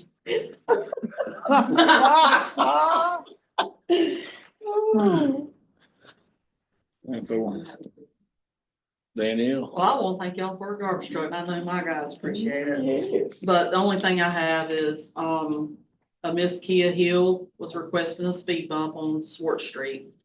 I've done the surveys, got 100% back, and per our policy, they have to have at least 75%. So I've got 75%. So now the policy says if y'all approve the need for the speed bump, then a survey must be conducted, which I know we don't have our equipment, but John had mentioned in one of our meetings, possibly DOT might help us to reach out to DOT if that's something y'all approve for us to go to the next step. What street? Swart Street, Off and South on, Swart yeah. Street. And they use that as a From the dead end to Highway 98. racing track. If you'll remember, somebody shot our data collector and Mhm. destroyed it when we didn't opt to purchase another one when we had it. So our next step, if y'all, if something y'all want us to pursue would be to do that, the speed survey. And then once we do the speed survey, then it will come back to you all. And then we'll have to decide about the money and things like that. It sounds like the neighborhood wants it, They do. so Okay. you just need us to I don't really know, we don't need a vote, just to, nod your head. Okay. it's just the policy, so. Yeah. Gotcha.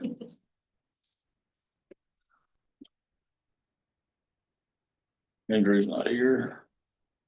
Sean, you got anything else?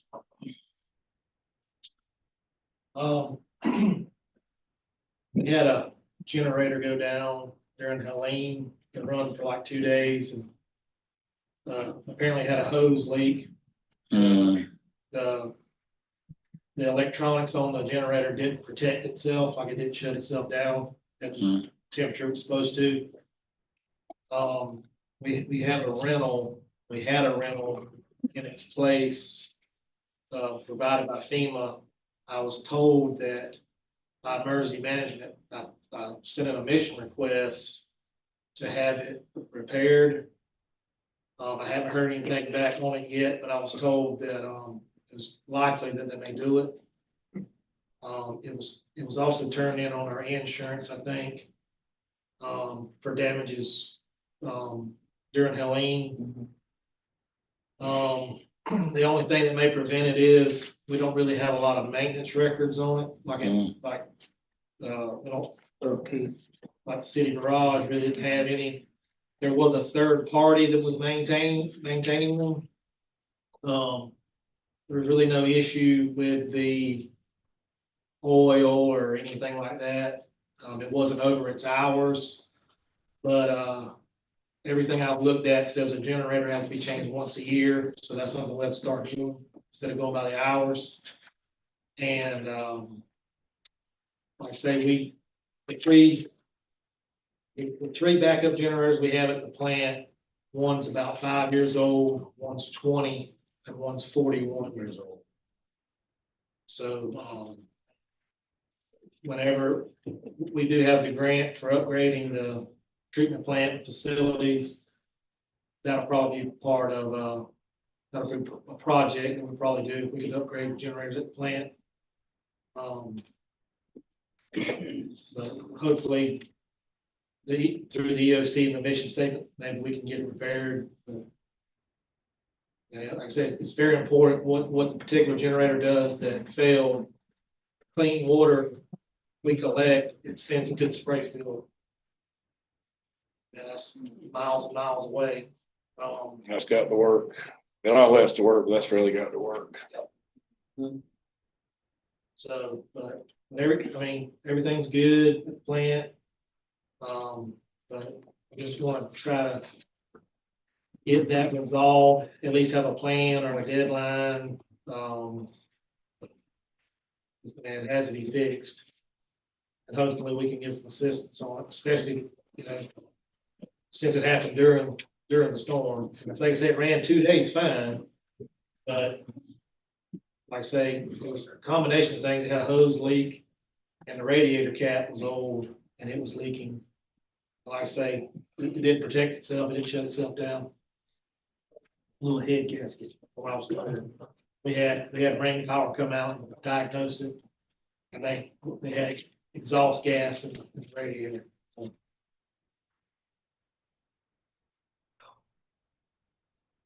Cool.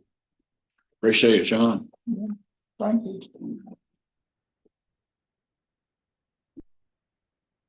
Garrett and Garrett. Well, gas departments, we're still installing generators.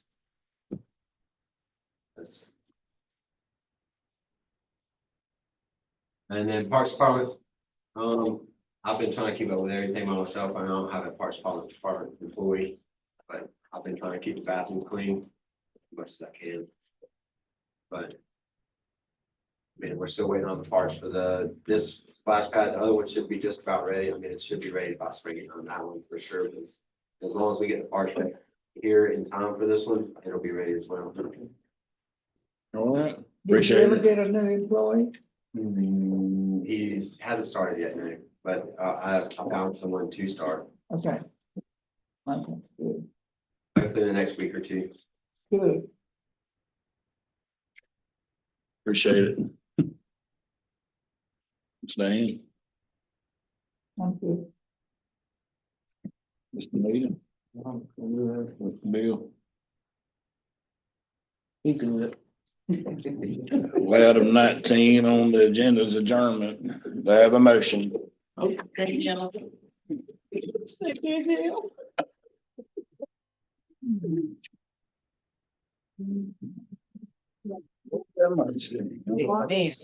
meeting a month. Man, One meeting a month. Makes it stack up when they do that. yeah, there's a lot of cities I come to find out do one. Addison does, Cross City does.